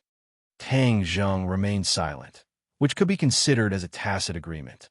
In the middle of the night, without nature's own sun, the 9 souls of the Golden Crow rose into the sky, which meant that there were only 9 so-called suns. Then what should we do? This news really shocked everyone. They all asked for countermeasures, and all kinds of suggestions began to be made. But in the end, they all looked at Tang Zheng, waiting for him to make the final decision. Although Tang Zheng was very anxious, he was not in a hurry. He methodically arranged, "Empyrean Fairy, Thundercloud Beast, Scarlet Lunar Beast, we will go to Sky Mountain to stop the former subordinates of the Yellow Emperor. Tian Chanzi, you and the others will stay at home and protect yourselves. If anything happens, contact me immediately." He had to be constantly on guard against the attacks of the Demon Clan or other hostile forces, so there must be someone important at home. But this time, they would definitely need a powerful force to stop the former subordinates of the Yellow Emperor. The Empyrean Fairy and the other mythical beasts could work together to maximize their effectiveness. As for Xiaobai, if it woke up, it would be even more effective. However, this little guy seemed to have not completely digested the things it had absorbed and was still hibernating. Tang Zheng had gone through many tests and established an absolute WeChat. Therefore, when he said these words, no one questioned or refuted, which saved a lot of time. "Summersaw Cloud," Tang Zheng shouted without hesitation. The Summersaw Cloud appeared outside the door. The others went back to their rooms to change their clothes and jumped on the Summersaw Cloud. Then, they flew toward Sky Mountain. The light on Sky Mountain became more and more intense. The second soul of the Golden Crow had already risen. The hot air dispersed the cold wind in the middle of the night. The scorching heat descended on the earth, and the temperature rose rapidly. When they saw the second soul of the Golden Crow, the ordinary people immediately remembered the scene of the 10 suns in the sky a long time ago. It caused a lot of chaos. Could it be that 10 suns were going to rise in the middle of the night? At that time, the heat would be unbearable, and everyone would die from the heat. Panic immediately spread through the streets and alleys. Moreover, the soul of the Golden Crow gradually woke people up from their sleep. Suddenly, the whole land woke up in the middle of the night. Chapter 1335. The earth woke up in the middle of the night, and so did the people who lived there. They looked at the scene in horror. Looking at the 2 suns above their heads, The memories in the depths of their minds came back, and they were scared stiff. The smart ones immediately found a place to hide. Otherwise, when more suns rose in the sky, they would be roasted into human jerky. Everywhere was in chaos. Inside the high walls of the inner palace, 100 Faces, who was disguised as the leader, stood in front of the bed. When the first sun rose, he sensed something and got up. The mechanical warriors also came to his door, as if they were facing a great enemy. Junko also got up from the bed. She was naked, and her slim body made people's blood boil. 100 Faces did not turn his head, and he looked at the sky in a daze. Junko hooked her hands around 100 Faces' waist, leaned her chin on his shoulder, and pressed her soft chest against his back. She whispered, "Master, what's going on?" She was obviously frightened by the strange phenomenon in the sky, and her eyes couldn't help but stare. 100 Faces said, "The Yellow Emperor's former subordinates are condensing the soul of the Golden Crow again." Junko was shocked. She understood the meaning of this sentence. She exclaimed, Then aren't we in danger? It's said that when the 10 suns shine in the sky, the world will be turned into a sea of fire, and the people will be plunged into misery and suffering. 100 Faces nodded. Yes, the soul of the Golden Crow is indeed extraordinary. Then, won't everything we have planned become meaningless? This world will not exist anymore. Junko asked. 100 Faces sneered. How can it be that easy? Do you think the others will just sit back and do nothing? I bet that Tang Zheng must be rushing to Tian Shan without stopping. Junko's expression turned cold when she heard this name. This name had caused her too much shock and confusion. Can he stop all of this? The corner of the 100 Transformation Star Sovereign's mouth hooked up into a playful smile and said meaningfully, "Don't underestimate Tang Zheng's strength and determination. I watch him rise step by step, and my understanding of him also increased. He is soft-hearted and has great love for the people of the world. How could he watch as innocent people suffer such an undeserved calamity?" Junko curled her lips and said disapprovingly, "That's because he's a hypocrite. Is he deliberately acting like this? What great love! Is he that selfless?" The 100 Transformations Star-Lord smiled and declined to comment. "What should we do? Are we not going to do anything?" Junko paused for a moment and then asked worriedly, "What if we are not prepared at all, and Tang Zheng is stopped from being one of the former subordinates of the Yellow Emperor? What should we do then?" "Don't worry. Even if he doesn't succeed, there's still that guy. Chi, right?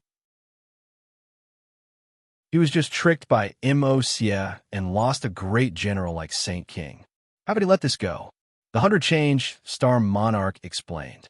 Junko still wanted to ask more questions, but 100 Faces Star Lord turned around and hugged her. His body, which was more than 10 kilograms, was as light as a feather. Junko understood tacitly and immediately let out a soft cry. She hugged 100 Faces Star Lord's neck. "Master, you're so bad." The 100 Faces Star Lord chuckled. A great battle had begun. At the same time, Chi looked up at the sky and immediately locked onto the 2 suns hanging high in the sky. He gritted his teeth and said, "Mo, you really want to resurrect the Yellow Emperor?" Wishful thinking. Although Mo kept talking big and didn't put the Yellow Emperor in his eyes, he was still very afraid of the Yellow Emperor and didn't want him to be resurrected. After all, the Yellow Emperor had defeated him before. This was a battle of strength, an ironclad fact that he couldn't deny. If the Yellow Emperor was resurrected, he would definitely be a huge threat to him. Whoosh! Chi was like a ray of light as he soared into the sky and flew toward Sky Mountain. This time, he didn't bring any of his subordinates and chose to travel alone. If he wanted to ruin Huang Mo's plan, he alone was enough. In a new secret base of the Azure Dragon Palace, in front of a stone room, Granny Lee stood respectfully. "My lord, the soul of the Golden Crow has been reunited. A disaster is coming. If we don't act now, the world will cease to exist, and the martial artists will never have a place to stand." Granny Lee said earnestly, almost tearing up. The stone room was very quiet, and no one answered her. Bang! Granny Lee's legs went soft, and she knelt on the ground. She raised her voice and shouted, "My lord, it'll be too late if we don't act now." If it was something else, Granny Lee could ignore it or deal with it herself. This time, it was the former subordinates of the Yellow Emperor who had gathered the soul of the Golden Crow to resurrect the Yellow Emperor. She didn't have the power to stop it. Only the great Lord Ji Wuxiang had the power to do so. That was why she knelt in front of the stone room and begged the great lord in tears. The great lord had been in seclusion for a long time and didn't see anyone. No one knew his specific situation. Granny Lee would never disturb him unless it was a last resort. Just like the last earthquake in Dianan, she personally led people to deal with it. Although what she saw and heard later was far beyond her imagination, it didn't threaten the survival of the Azure Dragon Palace. Whoosh!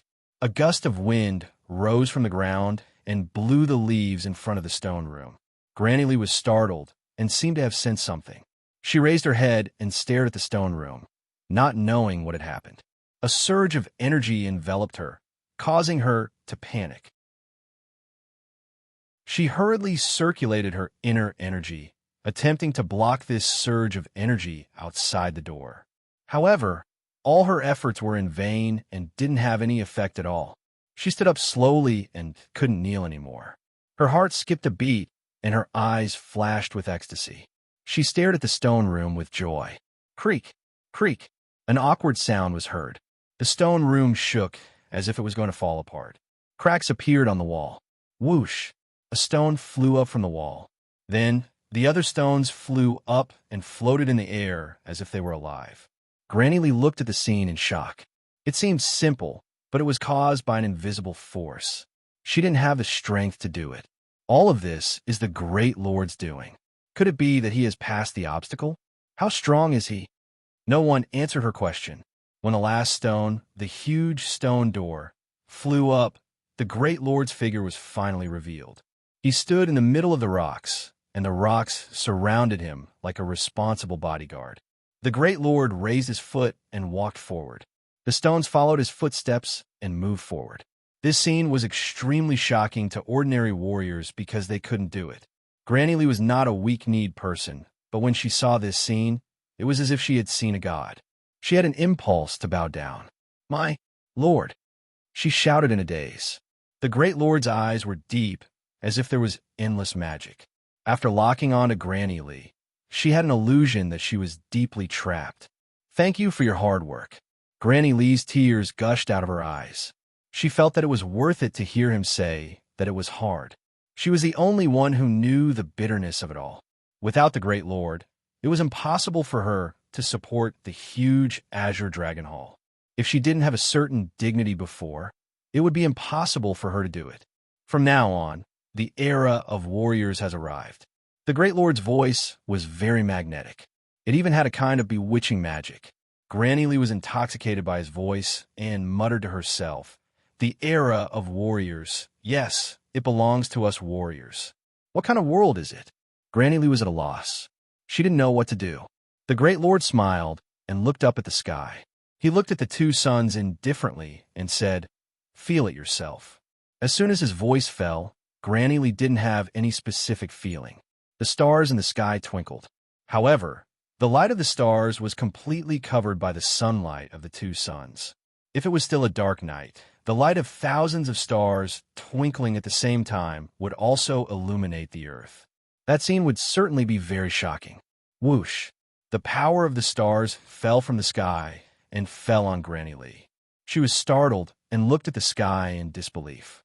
Then, she looked at the indifferent Great Lord.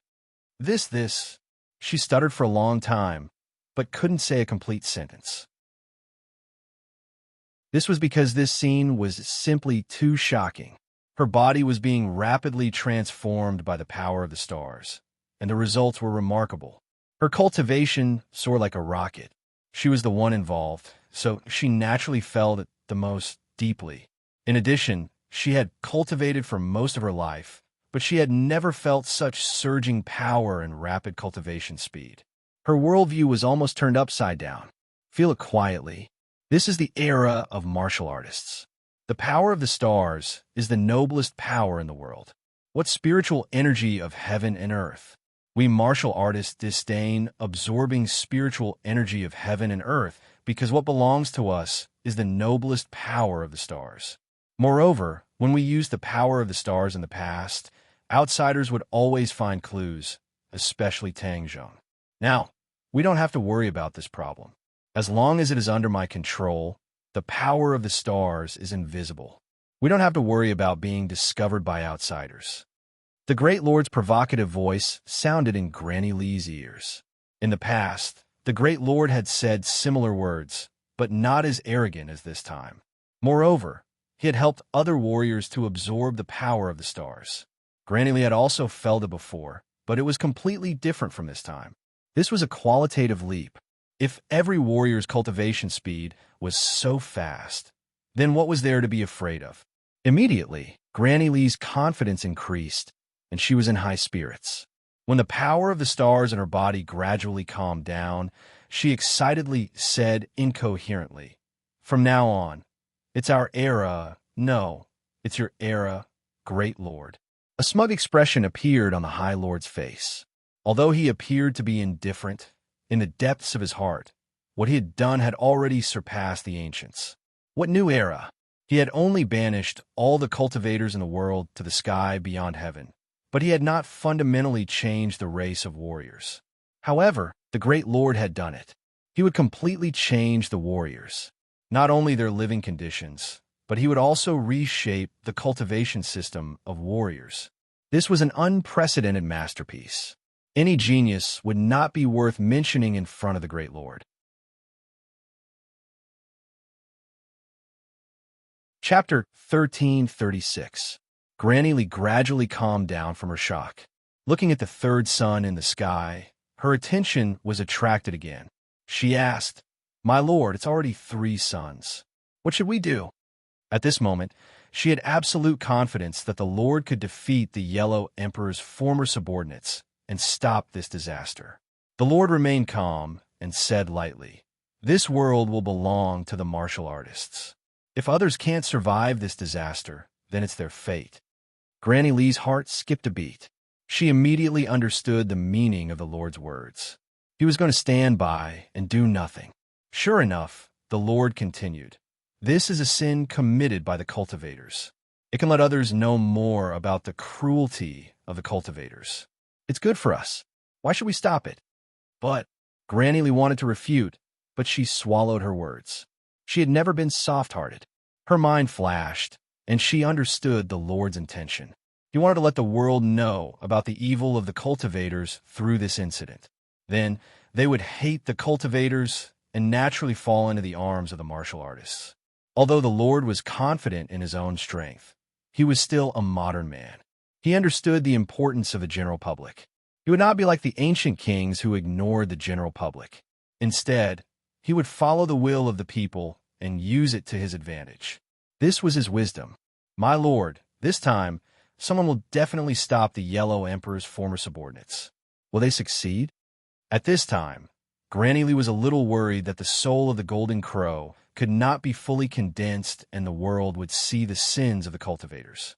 If that happened, the Lord's plan would be disrupted.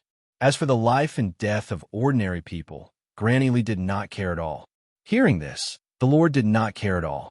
He said, "Whether it succeeds or not, when the people see the suns hanging above their heads again, the fear and uneasiness in their hearts will be aroused again.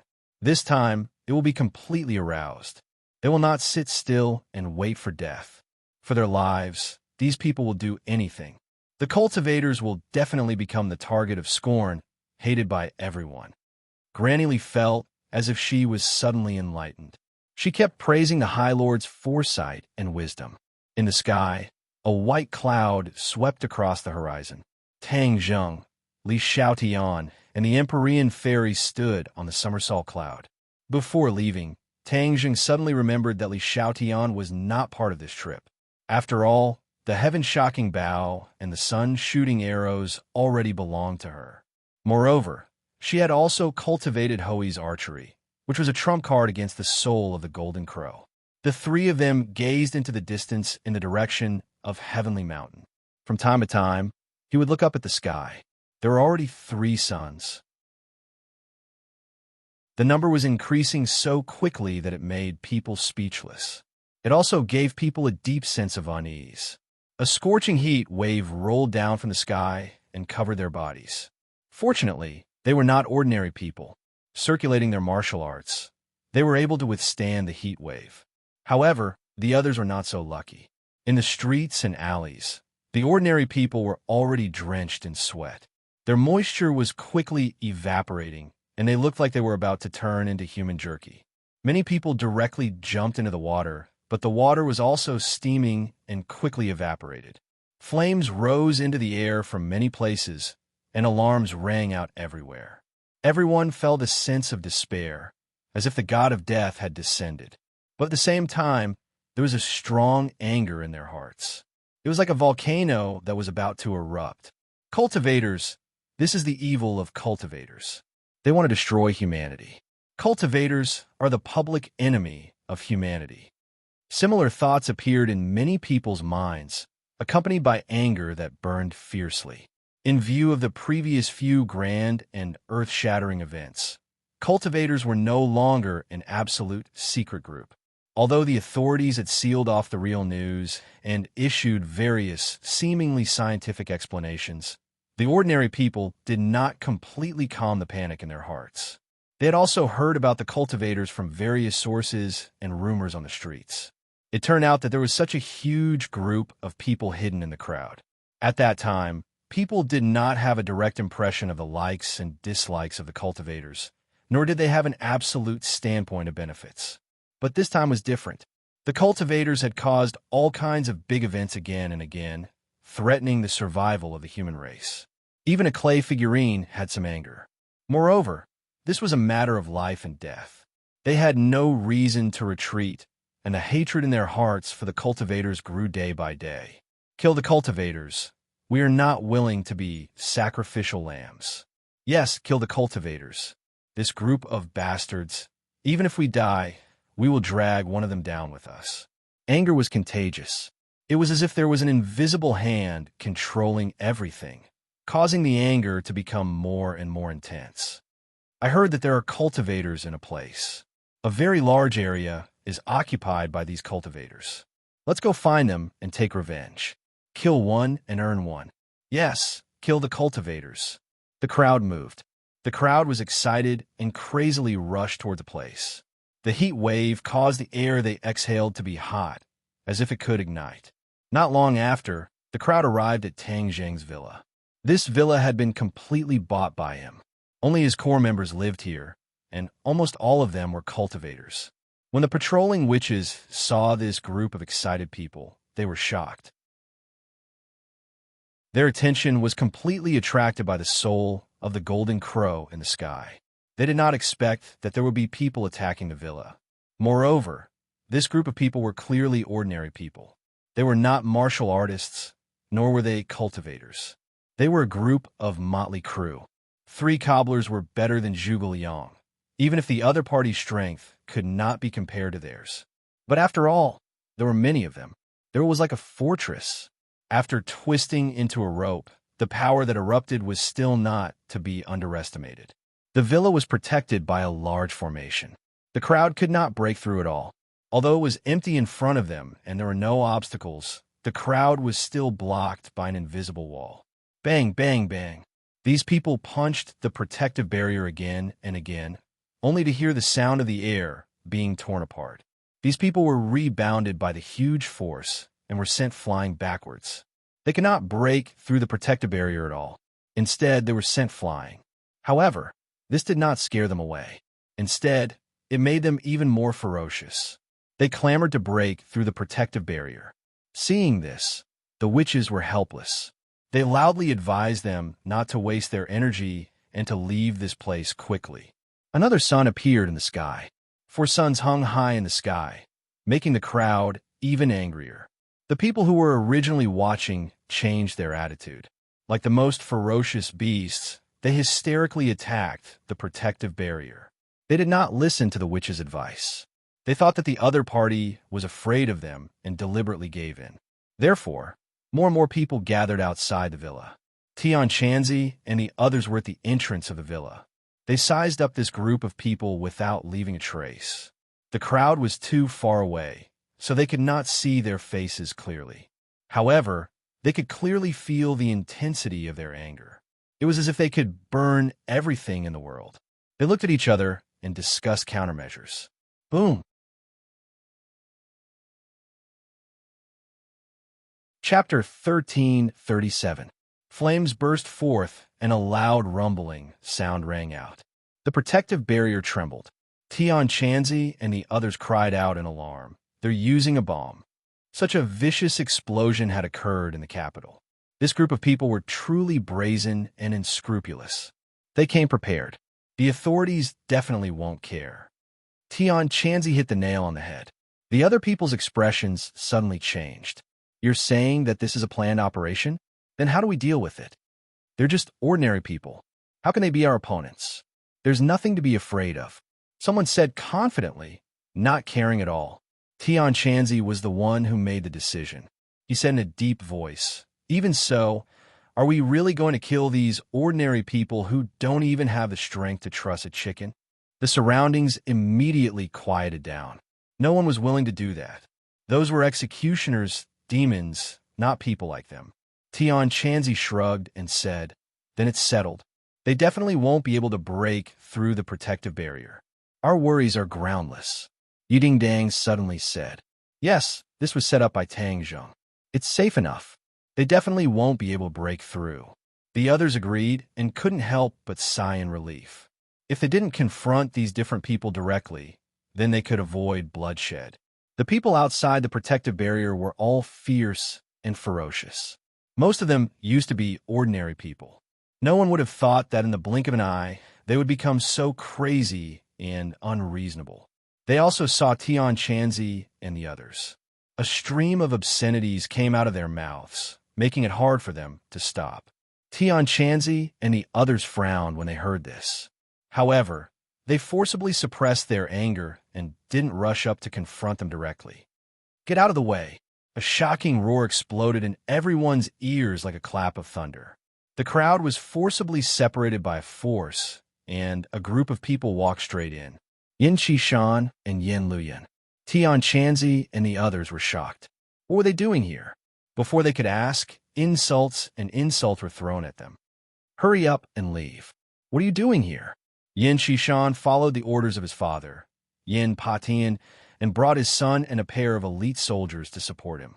Yin family was powerful, and when they discovered the situation outside the villa, they immediately reported it to Yin Patian. Yin Patian understood the seriousness of the matter. He guessed that Tang Zheng must have left the capital, and there might not be too much power left in the villa. If this group of angry people were allowed to attack, the consequences would be unimaginable. Because of this, he naturally had to send people to stop all of this. Yin Qishan's reprimand did not have any effect. Instead, he drew the anger onto himself. Looking at this group of people with extraordinary auras, one of them shouted, "They must be the accomplices of this group of cultivators. Kill them." As soon as he said this, his anger found an outlet, and he vented it all on the Yin family. The angry crowd rushed toward them like a swarm of bees. Although they were ordinary people, when they were united, they could still unleash a powerful force. Not to mention, there were also people who were fanning the flames and deliberately creating a conspiracy. Yin Qishan did not expect things to turn out like this. He was afraid that Yin Patian did not see the scene and also made a wrong judgment. He did not expect that the elites he sent out would be at a disadvantage in front of ordinary people. Once there were more people, although the martial strength of these Yin family members was not low, they could not bear to harm ordinary people. This gave the crazy crowd a chance to grab hold of their weakness and attack them with everything they had. Bang! The sound of a gunshot rang out abruptly and ear-piercing, and Yin family member fell to the ground. "They have guns," Yin Qishan exclaimed. "Be careful." Yin Qishan was both shocked and angry. Towards ordinary people, he felt pity for them. Originally, he only wanted to disperse them, but someone actually shot him in the back, which touched his bottom line. Yin family members watched as their companions sacrificed themselves, and all of them became furious. "Stop them and find the murderer."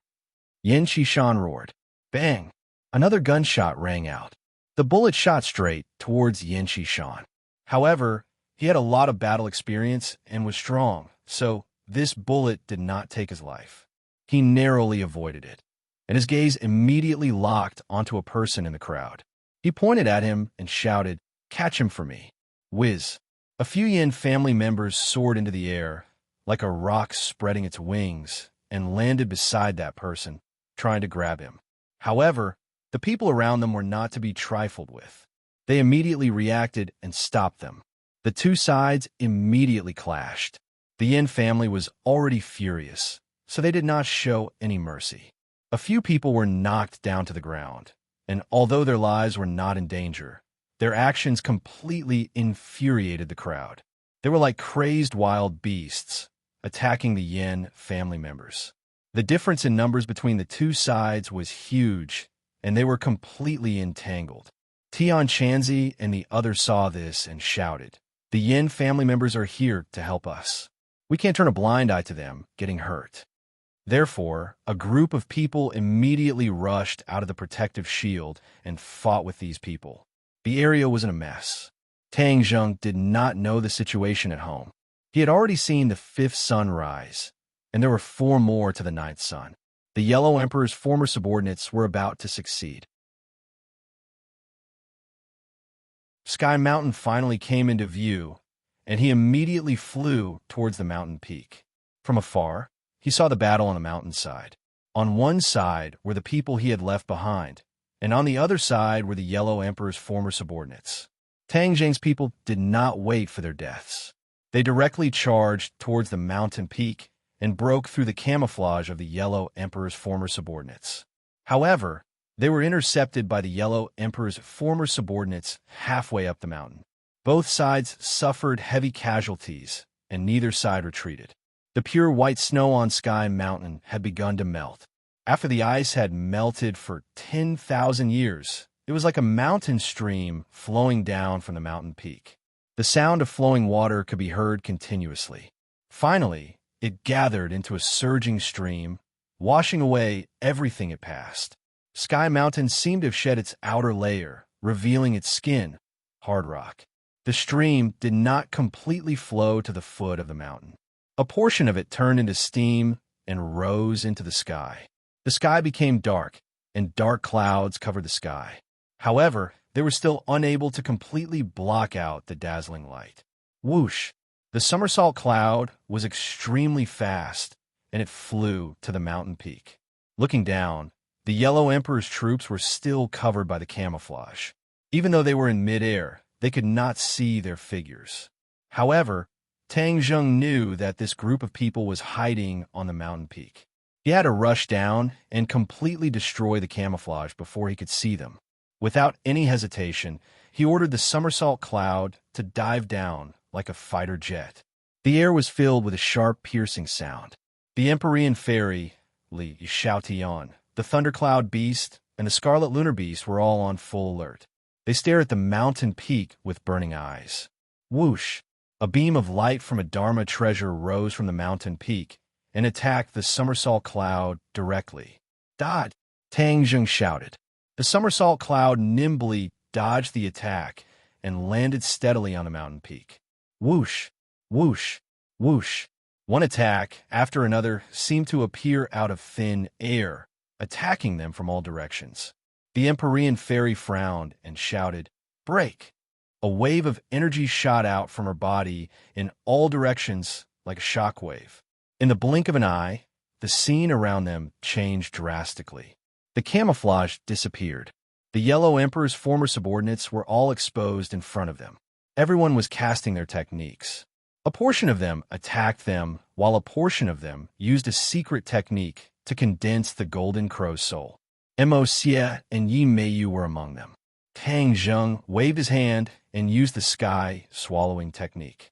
A huge black hole sucked in the attacks from all directions. Then he shouted, "Mo Xie, stop. Are you trying to destroy this world and destroy humanity?" Emocia snorted in disdain. She glanced at him from the corner of her eyes and retorted, Tang Zheng, you're here to cause trouble again. You're really haunting us. If it wasn't for Tang Zheng stopping them last time, they would have succeeded. They wouldn't have to go through so much trouble this time. You're doing bad things. Naturally, I won't let you off. Tang Zheng said righteously. Who said this is bad? This is the master who revived me. He is your ancestor. Mo Xie said righteously. Ancestor? If we have to sacrifice the lives of countless people to revive the so-called ancestor, then this ancestor is too cruel. How dare you? Mo Xie glared at him. You dare to speak such arrogant words and slander your ancestor. Tang Zheng looked at the golden crow's soul that was slowly gathering in the sky from all directions. At this juncture, the sixth golden crow's soul had been successfully condensed. The six suns hung high in the sky, and the heavenly mountain had already become the hottest place in the world. The rocks gradually turned fiery red, and green smoke rose from them. However, to this group of cultivators, this kind of heat could still be resisted. It was just that everyone's expressions were extremely grim. Tang Zheng ignored Mo Xie's impassioned words and directly gave Li Xiaotian a look and said, Use the shooting sun arrows, shoot down these golden crow's soul. Li Xiaotian was already eager to give a try. After hearing Tang Zheng's words, he immediately took out the heaven-shocking bow and the shooting sun arrows, opened the bow, and pulled the arrow, and aimed it at the soul of the golden crow. She silently activated Ho Yi's archery method, and the shooting sun arrow immediately turned into a golden arrow. As if sensing the soul of the golden crow, the shooting sun arrow actually started to tremble. This wasn't fear but excitement. The shooting sun arrows and the heaven-shocking bow were specially made to shoot down the soul of the golden crow. This was a pair of fated enemies. Meeting again, coupled with Li Xiaotian's use of Ho Yi's archery method, triggered a chain reaction. Li Xiaotian seemed to have understood something. This time, it was completely different from before, and another feeling flowed from the bottom of his heart. Ho Yi's archery method's golden arrow shoot. Li Xiaotian shouted. Her fingers loosened, and the shooting sun arrow pierced through the sky. The golden arrow covered the resplendent sunlight in the sky and shot towards a golden crow's soul. No, Mo Xie screamed out in fright. Last time, it was the shooting sun arrows and the heaven-shocking bow that shot down the soul of the golden crow, ruining his plans. This time, they came back again. Could it be that they were going to repeat the same mistake? No, he would never allow that. Chapter 1338. Mo Xie did have a countermeasure. He was not an idiot. Of course, he would not make the same mistake twice. He had already expected that someone would stop him. He could deceive them for a while, but he could not continue to deceive them. Without a doubt, the heaven-shocking bow and the sun-shooting arrow were the greatest threats to the golden crow's soul. He had spent a lot of time and brain cells on how to avoid the attack of this divine weapon. The heavens did not disappoint those who were willing. He finally thought of a way. That was to form a telepathic connection with the golden crow's soul. This way, he could control the golden crow's soul to dodge the sun-shooting arrow and not be treated as a live target. Whiz! The shining sun-shooting arrow arrived in front of the golden crow's soul. In the next second, it seemed as if it was going to shatter the golden crow's soul into pieces and turn into strands of light. The corner of Mo Xie's mouth curled up into a mocking sneer. With a thought, he said to himself, dodge. The soul of the golden crow quickly moved to the left, causing the sun-shooting arrow to miss. Tang Zheng exclaimed. Last time, he had shot down the soul of the golden crow one by one. At that time, the soul of the golden crow was not so cunning as to be able to dodge the sun-shooting arrow in time. He suddenly stared at Mo Xie, and seeing his unfathomable smile, he came to a realization and shouted, Crap, the soul of the golden crow has changed. It's not that easy to attack anymore. Strange, it can actually dodge the attack of the sun-shooting arrow. Empyrean Fairy was also amazed. Now you know what it means to be unstoppable, right? Your insignificant skills are useless now. It's impossible to threaten the soul of the golden crow. My master will finally be reborn today. Xia laughed maniacally and shouted loudly. The expressions of Tang Zheng and the others became gloomy. Li Xiaodian did not believe it and clenched her teeth. Her confidence in the heaven-shocking bow and the sun-shooting arrow was extraordinary, surpassing everyone else's, so she was not knocked down by a single mistake. She let out a shout, and the shooting sun arrow flashed with a golden light. Then it made a turn in the air and shot toward another golden crow soul. Whoosh! The shooting sun arrow almost brushed past the soul of the golden crow, but it still missed. Ha ha ha! Xia's laughter was even more complacent and ear-piercing, as if she was mocking them for overestimating themselves. Amidst the laughter, the seventh sun successfully condensed in the sky. It flickered with blazing light, as if adding oil to the fire on the earth. Tang Zheng's body, which was impervious to both heat and cold, also felt a sense of discomfort. A normal person would have difficulty surviving and would be struggling on the line between life and death. He suddenly had an idea and shouted, "Thundercloud beast, move!"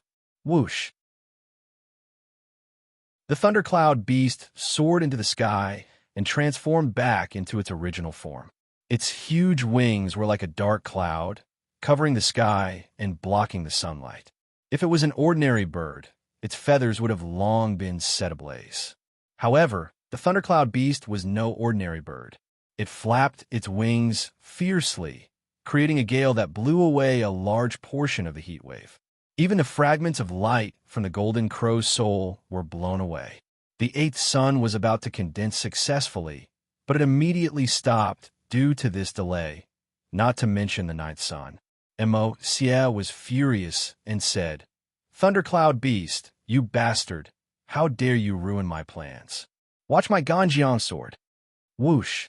The Ganjiang sword flew up and pierced towards the thundercloud beast. Whoosh whoosh! The thundercloud beast flapped its wings, and a gale blew against the Ganjiang sword. However, the Ganjiang sword's trajectory did not deviate at all. Just like before, it fiercely shot towards the thundercloud beast.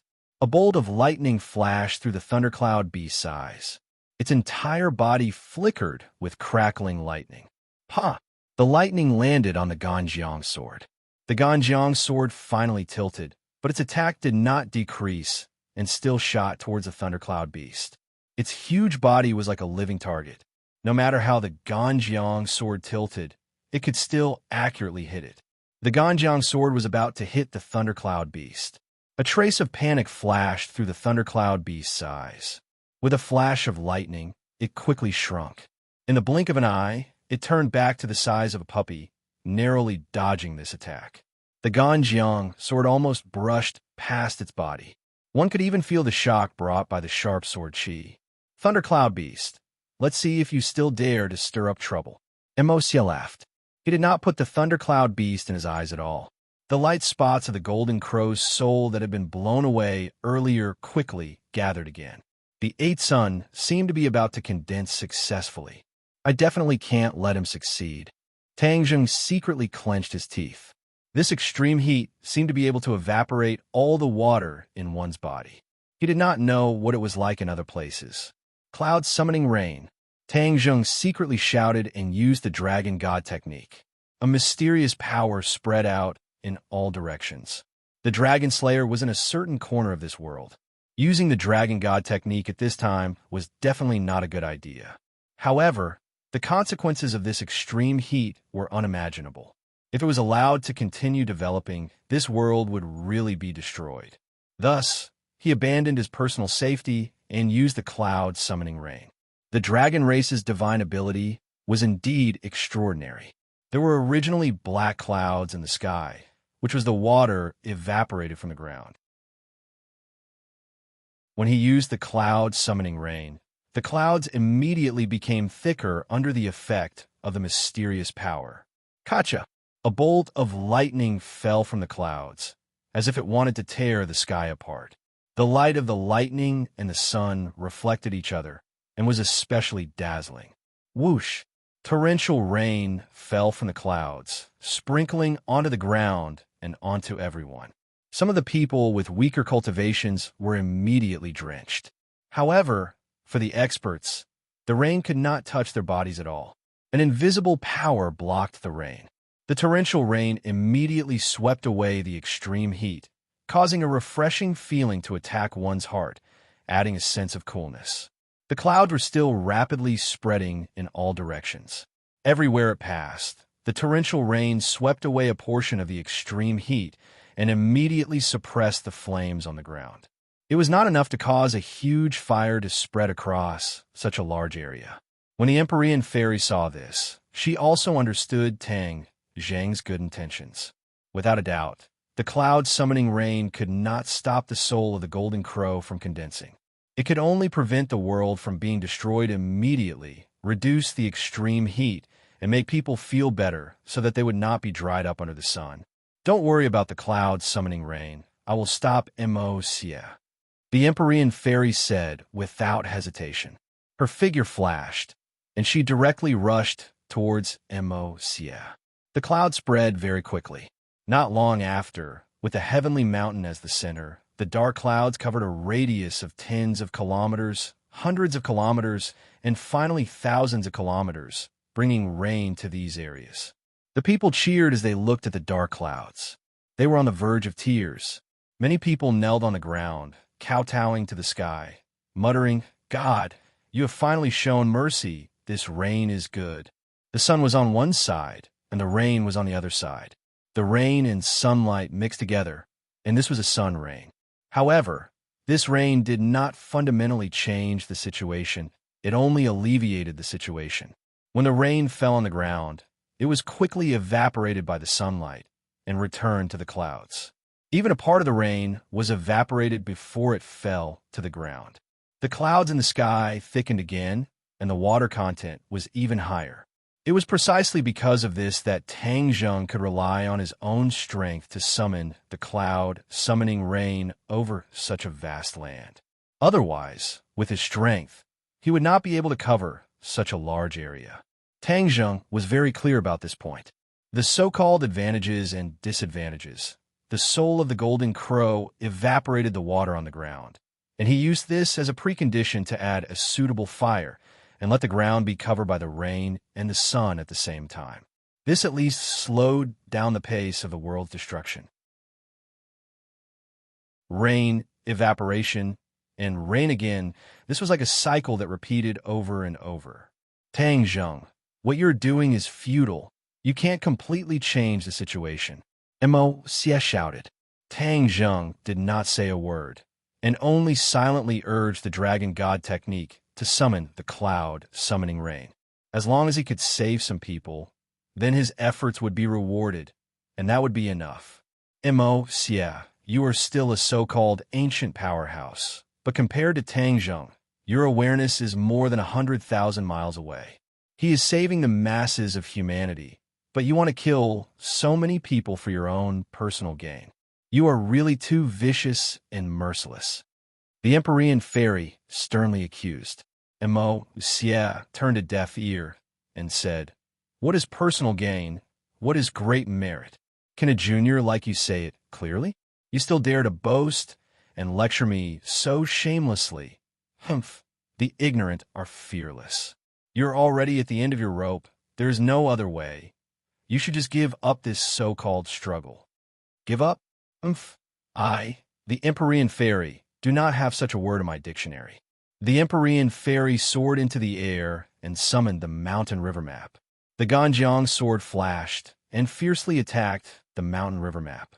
The Empyrean fairy was not afraid and hurriedly urged the mountain river map to fight with Mo-Sia's Ganjiang sword. Back and forth, the light of treasures was extraordinary and the momentum was great. Mo-Sia was distracted, and the speed at which the golden crow's soul condensed slowed down. The other old subordinates of the Yellow Emperor were incomparably anxious, but there was nothing they could do. However, there were smart people who immediately attacked Tang Zheng in groups of 3 to 5, and it was also a good thing to get rid of this big problem in their hearts first. Tang Zheng was fully focused on summoning the cloud, summoning rain, and had no time to protect himself. However, The Thundercloud Beast and Scarlet Lunar Beast stood in front of him to protect him and did not allow the enemy to come even half a step closer. A tug-of-war began. The Thundercloud Beast's lightning attack was very frightening. When the lightning struck the enemy would emit black smoke and fall to the ground. The Scarlet Lunar Beast's tail was very powerful, and when it swept across and hit the enemy would be swept away. The old subordinates of the Yellow Emperor were not ordinary people, and the few people from before were too rash. After losing these few people, the others became cautious. Yimeyu stood at the back of the group. She did not rush forward rashly, as that was not her style. She was not a brute who only knew how to charge forward. She quietly moved and did not get close to Tang Zheng. Tang Zheng had once broken her traceless dream, so she was rather afraid. She had her eyes on the Empyrean Fairy.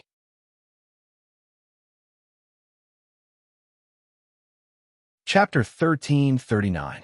While the Empyrean Fairy and Mo Xie were in the midst of a fierce battle, Yimeyu secretly came to a place not far away. She opened her hands and quietly cast the traceless dream. When she cast the spell, Mo Xie immediately sensed it. After all, he and Yimeyu had already cooperated with each other once. This tacit understanding made him immediately excited, but he remained calm and continued to activate the Ganjiang sword, fiercely attacking the Empyrean Fairy. In the eyes of the Empyrean Fairy, the Ganjiang sword was ferocious, so she immediately counterattacked. The stately painting swept up a gust of wind, revealing a huge rock that smashed towards the Ganjiang sword. Clang! With a loud bang, the Ganjiang sword was smashed right on the spot. The Ganjiang sword rapidly fell and stabbed into the rock. The Empyrean Fairy's eyes flashed with a hint of complacency. She happened to see Tang Zheng being surrounded by the enemy and was in extreme danger. She shouted, "Be careful," and flew in front of Tang Zheng, protecting him and attacking the enemy. She did not notice the change in the eyes of the Tang Zheng behind her, and a strange smile appeared on the corner of his mouth. Tang Zheng raised his hand, and a cold light flashed in his hand, stabbing towards the Empyrean Fairy's back. When Mo Xie saw this, he was overjoyed. He and the Empyrean Fairy had the same cultivation. Both were at the first stage of the Mahayana realm. It could be said that they were on par, and it would not be easy to defeat the other party in a short period of time. Yimeyu's little trick happened to make up for this, and could help him end the battle quickly. Seeing the cold light silently stabbing towards the Empyrean Fairy, Mo Xie seemed to have seen the dawn of victory. Taking advantage of this gap, he quickly cast a spell to condense the soul of the Golden Crow. Countless specks of light gathered towards the soul of the 8th Golden Crow and gradually took shape. The Empyrean Fairy did not notice the change behind her at all. The god of death had already descended on her head, but she did not know. Normally, she would definitely have noticed. However, this was the dreamscape created by the traceless dream sacred art. Her focus and reaction speed were greatly reduced. Fuyao, be careful of Yi Meiyu's heart's dream. Wake up quickly. A weak voice sounded in Empyrean Fairy's ears. The voice was very weak, as if it came from a faraway place. She almost missed it. However, it was as if he had been enlightened. The Empyrean Fairy quivered, as if she had just woken up from a dream. She tapped the ground with the tip of her foot and charged forward. Yi Meiyu's attack missed. The cold light stopped at the position where the Empyrean Fairy was standing.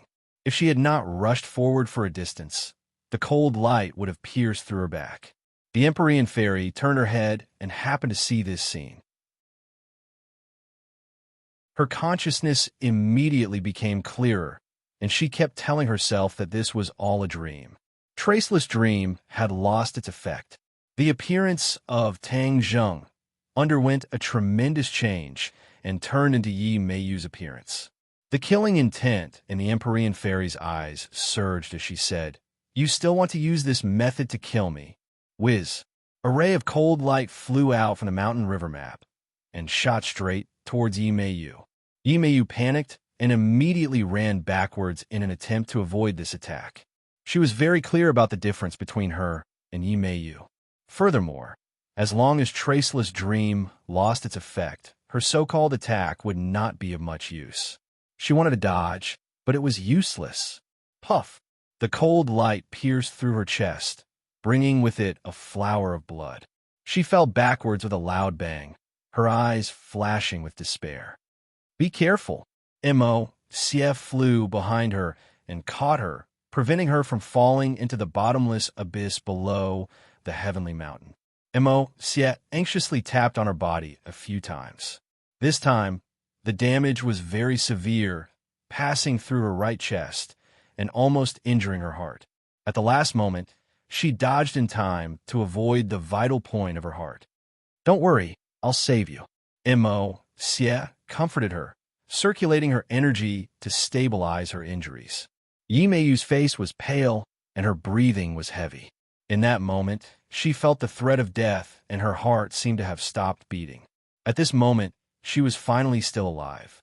She was extremely lucky and understood the beauty of being alive. Mo. put her down and looked up at the sky. The eighth soul of the golden crow had been condensed. The 8 suns shone in the sky. Although there was a sun rain, it was still extremely hot, almost melting people. When Tang Zheng saw this scene, his heart turned cold. He had worked so hard, but the enemy was still approaching success step by step. Was there really no way to stop it? Empyrean Fairy's heart also darkened. She nodded towards Tang Zheng and said, "Thank you. Just now." If not for Tang Zheng noticing the clues in time and reminding her, she would have been killed by Yimei. Tang Zheng bit his lips and said, "The situation is getting more and more dangerous. We have to help Li Xiaotian and successfully shoot down the soul of the golden crow." Empyrean Fairy also understood this point and nodded heavily. The soul of the golden crow was the key. They were fighting to the death with the Yellow Emperor's old subordinates, and the soul of the golden crow was still condensing. "For symbols venerable," Tang Zheng called out, and the 4 symbols venerable appeared on the mountain peak with a boom. In this great battle, he was unable to summon the Azura, because the scorching sun above his head was the absolute nemesis of the Azura. The yang qi brought by the few suns was far more powerful than the heavenly furnace array formation. Therefore, if the Azura appeared here, it would be courting death. It would definitely cause irreversible damage. Seeing the appearance of the 4 symbols venerable, Mo. was not afraid. Instead, he said jokingly, "Tang Zheng, you want to destroy my plan with just this big guy? Wishful thinking. Today, the 9 souls of the golden crow will definitely be condensed successfully, and Master will definitely be revived." Mo. was resolute and decisive. Tang Zheng's face was ashen as he shouted, "Dream on! Kill!" This time, Tang Zheng directly abandoned the Yellow Emperor's old subordinates and rushed towards the soul of the golden crow, activating the sky-devouring technique. Since the sky-devouring technique could even absorb the savage aura, could it absorb the soul of the golden crow? It was impossible for the soul of the golden crow to completely disappear. Even if they successfully stopped Mo. this time and used the shooting sun arrows to shatter the soul of the golden crow, it would still be scattered in every corner of the world. Once the Yellow Emperor's old subordinates found a way to condense it, it would be another catastrophe, and the cycle would repeat. Mo. was not annoyed, but Tang Zheng would be too. Therefore, he wanted to solve this problem once and for all. The only way he could think of now was to use the sky-devouring technique to absorb the soul of the golden crow. However, looking at the soul of the golden crow hanging high above his head, he was also anxious.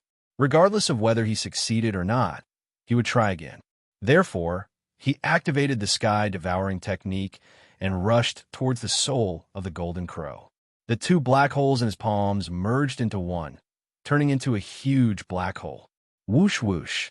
The air in front of him was completely sucked in, and the surging heat wave could not escape the attraction of the black hole.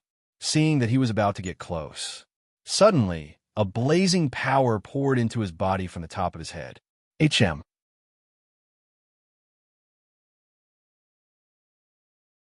Chapter 1340.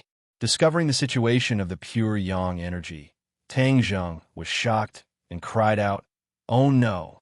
He suddenly realized that these suns shining in the sky would not only affect the Shura, but also cause irreversible damage to him. At the same time, this was also fatal to him, especially when he was near the Golden Crow's soul. The yang energy emitted by the Golden Crow's soul was so strong that it would ignite the pure yang energy in his body. The pure yang energy was a fatal danger to him. He originally wanted to use the sky swallowing technique to absorb the Golden Crow's soul, but now it was difficult to even get close to the Golden Crow's soul, let alone absorb it into the black hole. His expression suddenly sank, and his body also fell down. When the others saw this, they all cried out in alarm. They thought that Tang Jing's attack would definitely explode with great power, but they never thought that it would be stopped halfway before it could be fully displayed. Ha ha ha! Tang Jing, you overestimate yourself. You actually want to get close to the Golden Crow's soul. Others might be able to, but you definitely can't. Mo saw this and laughed wildly. This was a pleasant surprise that exceeded Mo's expectations. However, he immediately understood the reason behind it. Tang Jing had the 9 yang saint body and contained a lot of pure yang energy. Normally, this pure yang energy was balanced by the pure yin energy and reached a state of balance. Once Tang Jing got close to the Golden Crow's soul, this balance would be completely broken and Tang Jing would not be able to control the pure yang energy. The taste of pure yang energy is very wonderful, right? Don't worry, I will let you slowly taste it and witness the arrival of my master. When the others heard this, they immediately understood the reason and the great danger that Tang Jing was facing. The mysterious maiden of the 9 heavens immediately remembered the time when they were in the life totem. In order to save Tang Jing, she had no choice but to offer her first kiss. Mouth to mouth, she fed her pure yin energy to Tang Jing. That scene caused many ripples in her heart. In the dead of the night, when she recalled this scene, her heart would inexplicably throb. She gritted her teeth and threw away these messy thoughts. She did not rush to catch Tang Jing. She was afraid that Tang Jing would lose control and ask her for a kiss again. As the Empyrean fairy, she could not bring herself to do this in front of so many people. However, the other person did not have such concerns. When Li Xiaodian saw Tang Jing falling from the sky, he subconsciously soared into the air and caught him. She couldn't help but cry out in surprise because Tang Jing's body was too hot, like a furnace, making her subconsciously want to let go. But in the end, reason prevailed over her nature. She gritted her teeth and held on tightly to Tang Jing. Tang Jing was unbearably hot. Although he still had reason, when Li Xiaotian hugged him, that cool, pure yin energy entered through every pore of his body. It was as if he had suddenly fallen into a cold lake, refreshing his heart. He felt as if he had found a treasure and hugged her tightly. Li Xiaotian's heart tightened. She had been thinking about Tang Jing for a long time, and this strong hug had stirred her thoughts. She was very clear about the danger of Tang Jing's pure yang energy eruption. Now that his pure yang energy had erupted again, it was life-threatening. She also knew how to restrain pure yang energy. After hesitating for a moment, she did not hesitate to send her seductive lips to Tang Jing's mouth. When their lips touched, an endless stream of pure yin energy was transmitted over, causing Tang Jing to be startled. He did not expect Li Xiaotian to be so proactive, to the point of making such a huge sacrifice to save him. The two of them were very close to each other. Their eyes met, and they communicated silently. Tang Jing could see the determination in her eyes. He did not reject her good intentions. She was willing to make such a huge sacrifice to save him. If he rejected her good intentions, he would have let her down. However, this scene shocked everyone, especially Empyrean Fairy, who felt a little strange in her heart. If she did not hesitate, then perhaps the person who kissed Tang Jing would be her. Thinking of this, her entire body trembled. She took a deep breath and quickly restrained these messy thoughts. Yi Meiyu was heavily injured and her aura was weak. When she saw this scene, she was furious. This damned Tang Jing had rejected her embrace back then, yet he was still unclear with so many women. This was a great insult to her. It was equivalent to her being defeated by other women. Xie opened his eyes wide. He obviously understood what this meant, and that was that Tang Zheng would not really be detonated by the pure yang energy. Separate the two of them, Xie shouted. So. A few former subordinates of the Yellow Emperor soared into the sky, activating their magic treasuress to attack the two of them in the air. The two of them had no time to care, and could only watch as the magic treasure approached. Bang, bang, bang. Suddenly, a huge figure descended. The four symbols venerable protected the two of them, and the magic treasure-s of the others were unable to get close to them. The two of them landed on the ground, but they were still hugging each other tightly. Their lips were even tighter, as if they wanted to fuse into each other's bodies.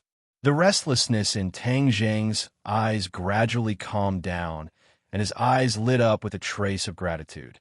Yes, he was very grateful to Li Xiaotian for stepping forward. If not for her, he would not have been able to control the restless, pure yang energy. The consequences would have been unimaginable. Li Xiaotian seemed to be drunk, her cheeks flushed red. She had already cultivated the art of charm, and now she was even more charming and alluring. If it was someone else with a weak will, they would have been unable to control themselves after seeing this scene. However, Tang Zheng was not an ordinary person, and his will was unimaginably firm. Therefore, even though the beauty was good, he still let go of her. Their lips parted, and a trace of reluctance lingered in Li Xiaotian's heart. "Thank you," Tang Zheng sincerely said. Li Xiaotian's lips curled into a smile, and she pretended to be free and easy as she said, "It was nothing." No one noticed the bitterness in that smile. Tang Zheng restrained the pure yang energy and regained his vitality. He stared at the ninth golden crow soul that was gathering in the sky. His face darkened, and said to Li Xiaotian in an inaudible voice, "We must shoot down the soul of the golden crow, or else this world will be finished." Li Xiaotian's heart tightened, and she also abandoned her feelings. She knew that Tang Zheng's words were reasonable, and said, "Why don't I give you the heaven-shocking bow and the shooting sun arrows? Last time, you shot down the soul of the golden crow, so you can definitely do it this time." Tang Zheng shook his head slightly, rejecting her suggestion. "No, they can be of greater use in your hands. The situation this time is completely different from last time. Xie can control the soul of the golden crow to dodge. Even I can't shoot them down." Li Xiaotian's face froze and asked worriedly, "Then what should we do?" Tang Zheng was silent. Because of the agitation of the pure yang energy, Tang Zheng had no choice but to stop the clouds and rain. Without rain to reduce the heat, the world seemed to have turned into a furnace, with countless flames jumping up from the ground. The scorching air was sucked into people's lungs. Immediately, their lungs felt as if they were on fire, burning their bodies. Countless people despaired, thinking that they had reached the end of their lives. In fact, even humans had reached the end. Tang Zheng looked at the sky, as if he was silently asking, had humans really reached the end? No. He gave a firm answer in his heart. "Let's aim at the same target. I'll lure it out, and then you find a chance to shoot it down." Tang Zheng used himself as bait, risking his life. Li Xiaotian immediately denied it. "No, the soul of the golden crow will detonate your pure yang energy again. It's too dangerous. There's no time. This is the only way. If sacrificing myself can shoot down this damned golden crow soul, then I'll accept it." Tang Zheng clenched his teeth and said hatefully. Li Xiaotian stared at him with burning eyes and said, "Is it worth it?" "Yes." Tang Zheng nodded without hesitation. "Because in this world, there are too many people that I care about." "Am I one of them?" Li Xiaotian hesitated for a moment, but finally asked. Tang Zheng rubbed her hair, smiled slightly, and said with an unquestionable tone, "Of course." After saying this, he rose into the air and flew towards the soul of the golden crow. Li Xiaotian's heart was filled with complex emotions, and silently said, "Thank you," then suppressed all of his emotions, drew his bow, and aimed at the soul of the golden crow. Suddenly, That familiar, mysterious feeling attacked her heart again. At first, when she drew the bow and pulled the arrow towards the soul of the golden crow, this feeling appeared in her heart. It was as if the heaven-shocking bow and sun-shooting arrow were different when facing the soul of the golden crow. When he aimed at the soul of the golden crow, this feeling became even stronger. Suddenly, her heart moved, and she suddenly understood. I understand. These two divine weapons and the soul of the golden crow are old enemies. There's a kind of fate between them. When I aimed at the soul of the golden crow, the divine weapons also sensed it. She hurriedly activated Ho Yi's archery, and the sun-shooting arrow gradually turned golden. The golden light became more and more dazzling. However, this dazzling golden light did not last for long. The light suddenly dimmed and turned into another color. She was shocked and stared straight at the sun-shooting arrow. It had turned green, like a new sprout on a tree branch, shining with infinite vitality and vitality. Wooden arrow. Li Xiaodian immediately recognized it, as if he had found a treasure. This was another change in Ho Yi's archery. Obviously, this was an additional effect caused by the connection with the soul of the golden crow. Li Xiaodian was wild with joy. He stared at the green wooden arrow with a thought. The wooden arrow turned into a golden arrow, and then back into a wooden arrow. She could change all of this as she pleased. Everyone's attention was attracted by Tang Zheng and the soul of the golden crow, and no one noticed the change in the sun-shooting arrow. Tang Zheng charged towards the soul of the golden crow without caring about his own safety, and used the sky-swallowing technique again. In the eyes of Mo Xie and the mocking eyes of the Yellow Emperor's former subordinates, he was like a fool who was seeking death. They had already determined that Tang Zheng would definitely not be able to escape a second time, because they had already made the corresponding adjustments. Under Mo Xie's orders, the Yellow Emperor's former subordinates all occupied the area directly below Tang Zheng. Once he fell from the sky again, what greeted him would be the fatal attacks of countless treasures. You're tuning in to the Warrior Lore YouTube channel. Don't forget to subscribe and join us on this journey to catch the most captivating stories.